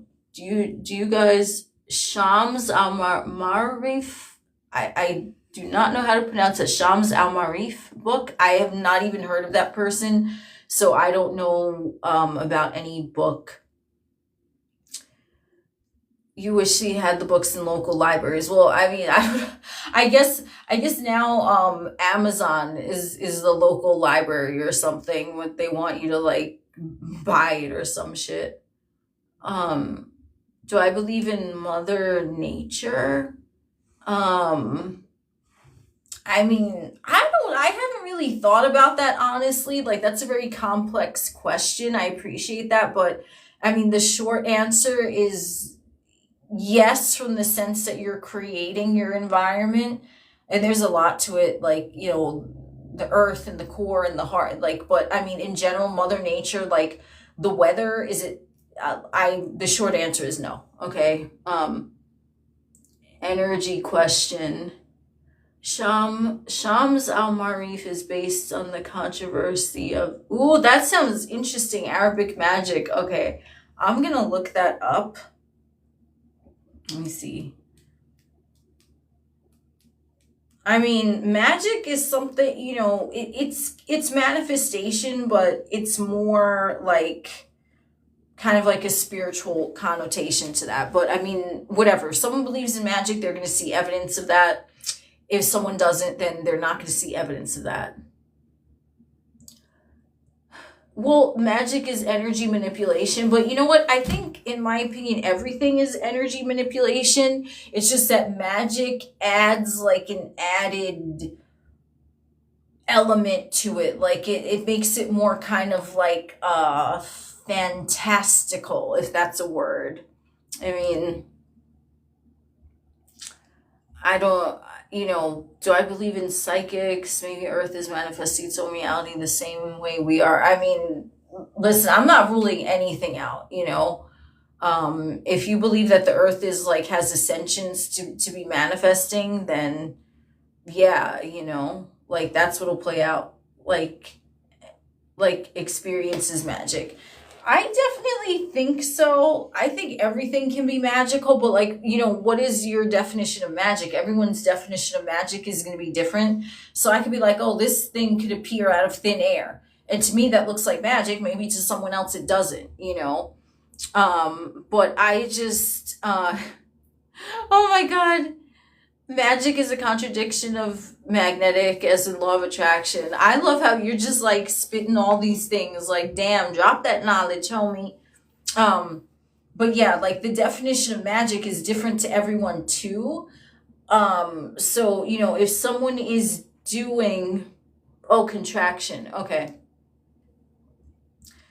Do you have to go through the 7 hermetic laws to manifest or alchemize? No, I mean, you can if you want to, but you don't have to do anything to manifest because you're always manifesting. So there's nothing to do. Like, if you like these, like, I'm interested in these topics, so I follow them. And yes, I do learn things from them, but you're always manifesting even before you become aware that these things exist. So it's not something that you need to do. I mean, if you want to like practice your craft, if you want more information on it, then yeah, but you don't need to do anything. You don't need to read anything because it's like you're born breathing, right?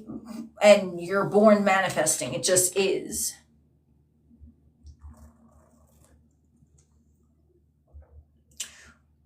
What did I want to be when I was younger? Exactly what I'm doing now. I mean, for the most part, like, no lie, this is what I wanted to be doing. Manifest is in the now, past and future, time is on. Yo, that's so true, Anna. Hell yeah. I agree with that.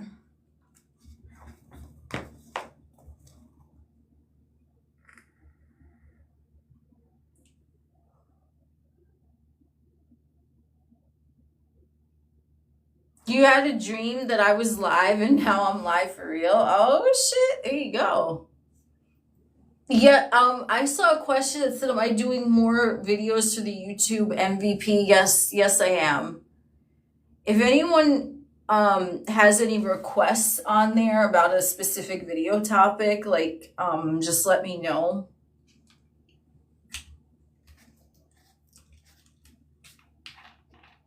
Manifest dream, hell yeah.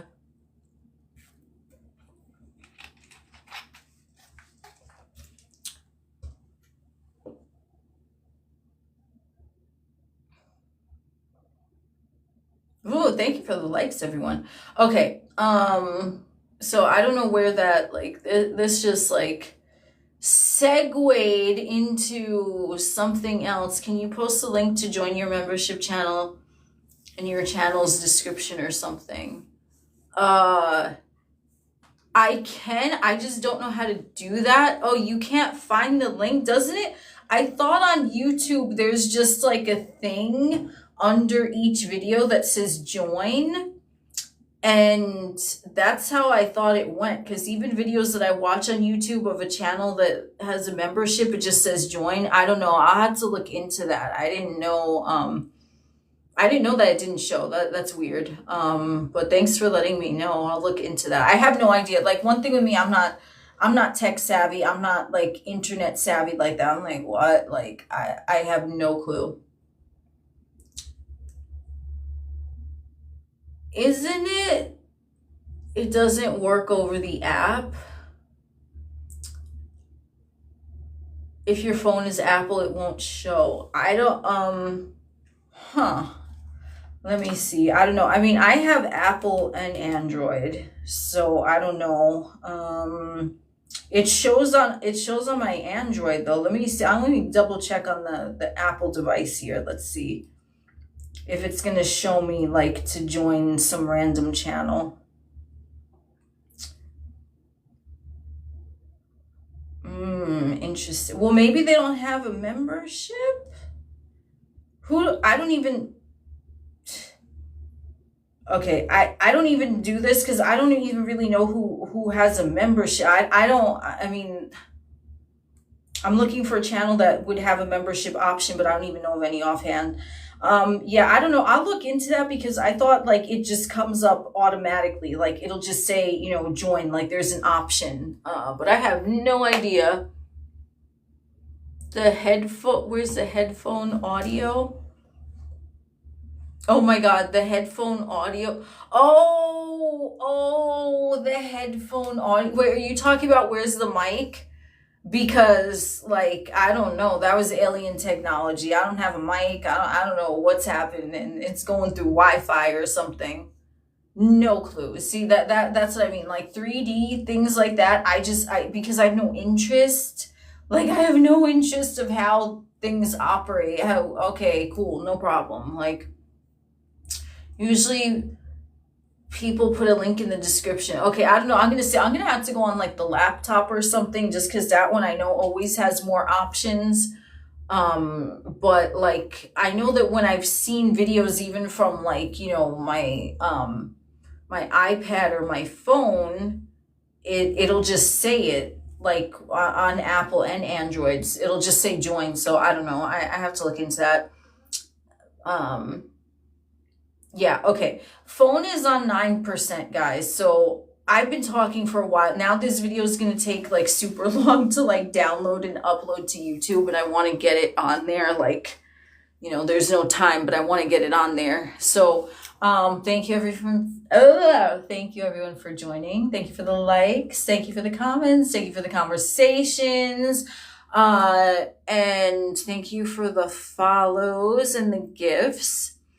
And I will talk to you all soon. Oh, glad you liked it. This is a fun live. Woo, Anna, hell yeah. Catherine, thank you for joining.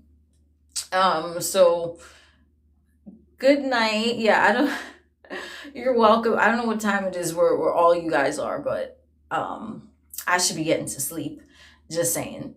So I will speak to you all, or I'll be posting, or I'll do a lot. I don't know. Remember, time doesn't exist, so I don't know about schedules. Oh shit, 4 a.m. Oh my God. All right. Well, it could be early morning for someone or like a late night for someone else. You know, it's all about perception. 11 a.m. Oh my God, where are you? What? I'm so curious now. Number 2 gifter badge. Thank you. Ooh, 3 p.m. in Thailand. Hell yeah, I want to go to Thailand. Eastern Europe, okay. We see, again, like I said in one of my other lives, time doesn't exist because how is it this time here, that time there, that time in another place? It's legit, like, and we're all here now, right? It's just the linear measure of a place and space is saying that this is a time and that is a time. So thank you all for the great time. This will be uploaded. This is going to be like a fucking 3-hour video. Oh my God. Okay. All right, guys. Thank you so much for joining. Bye.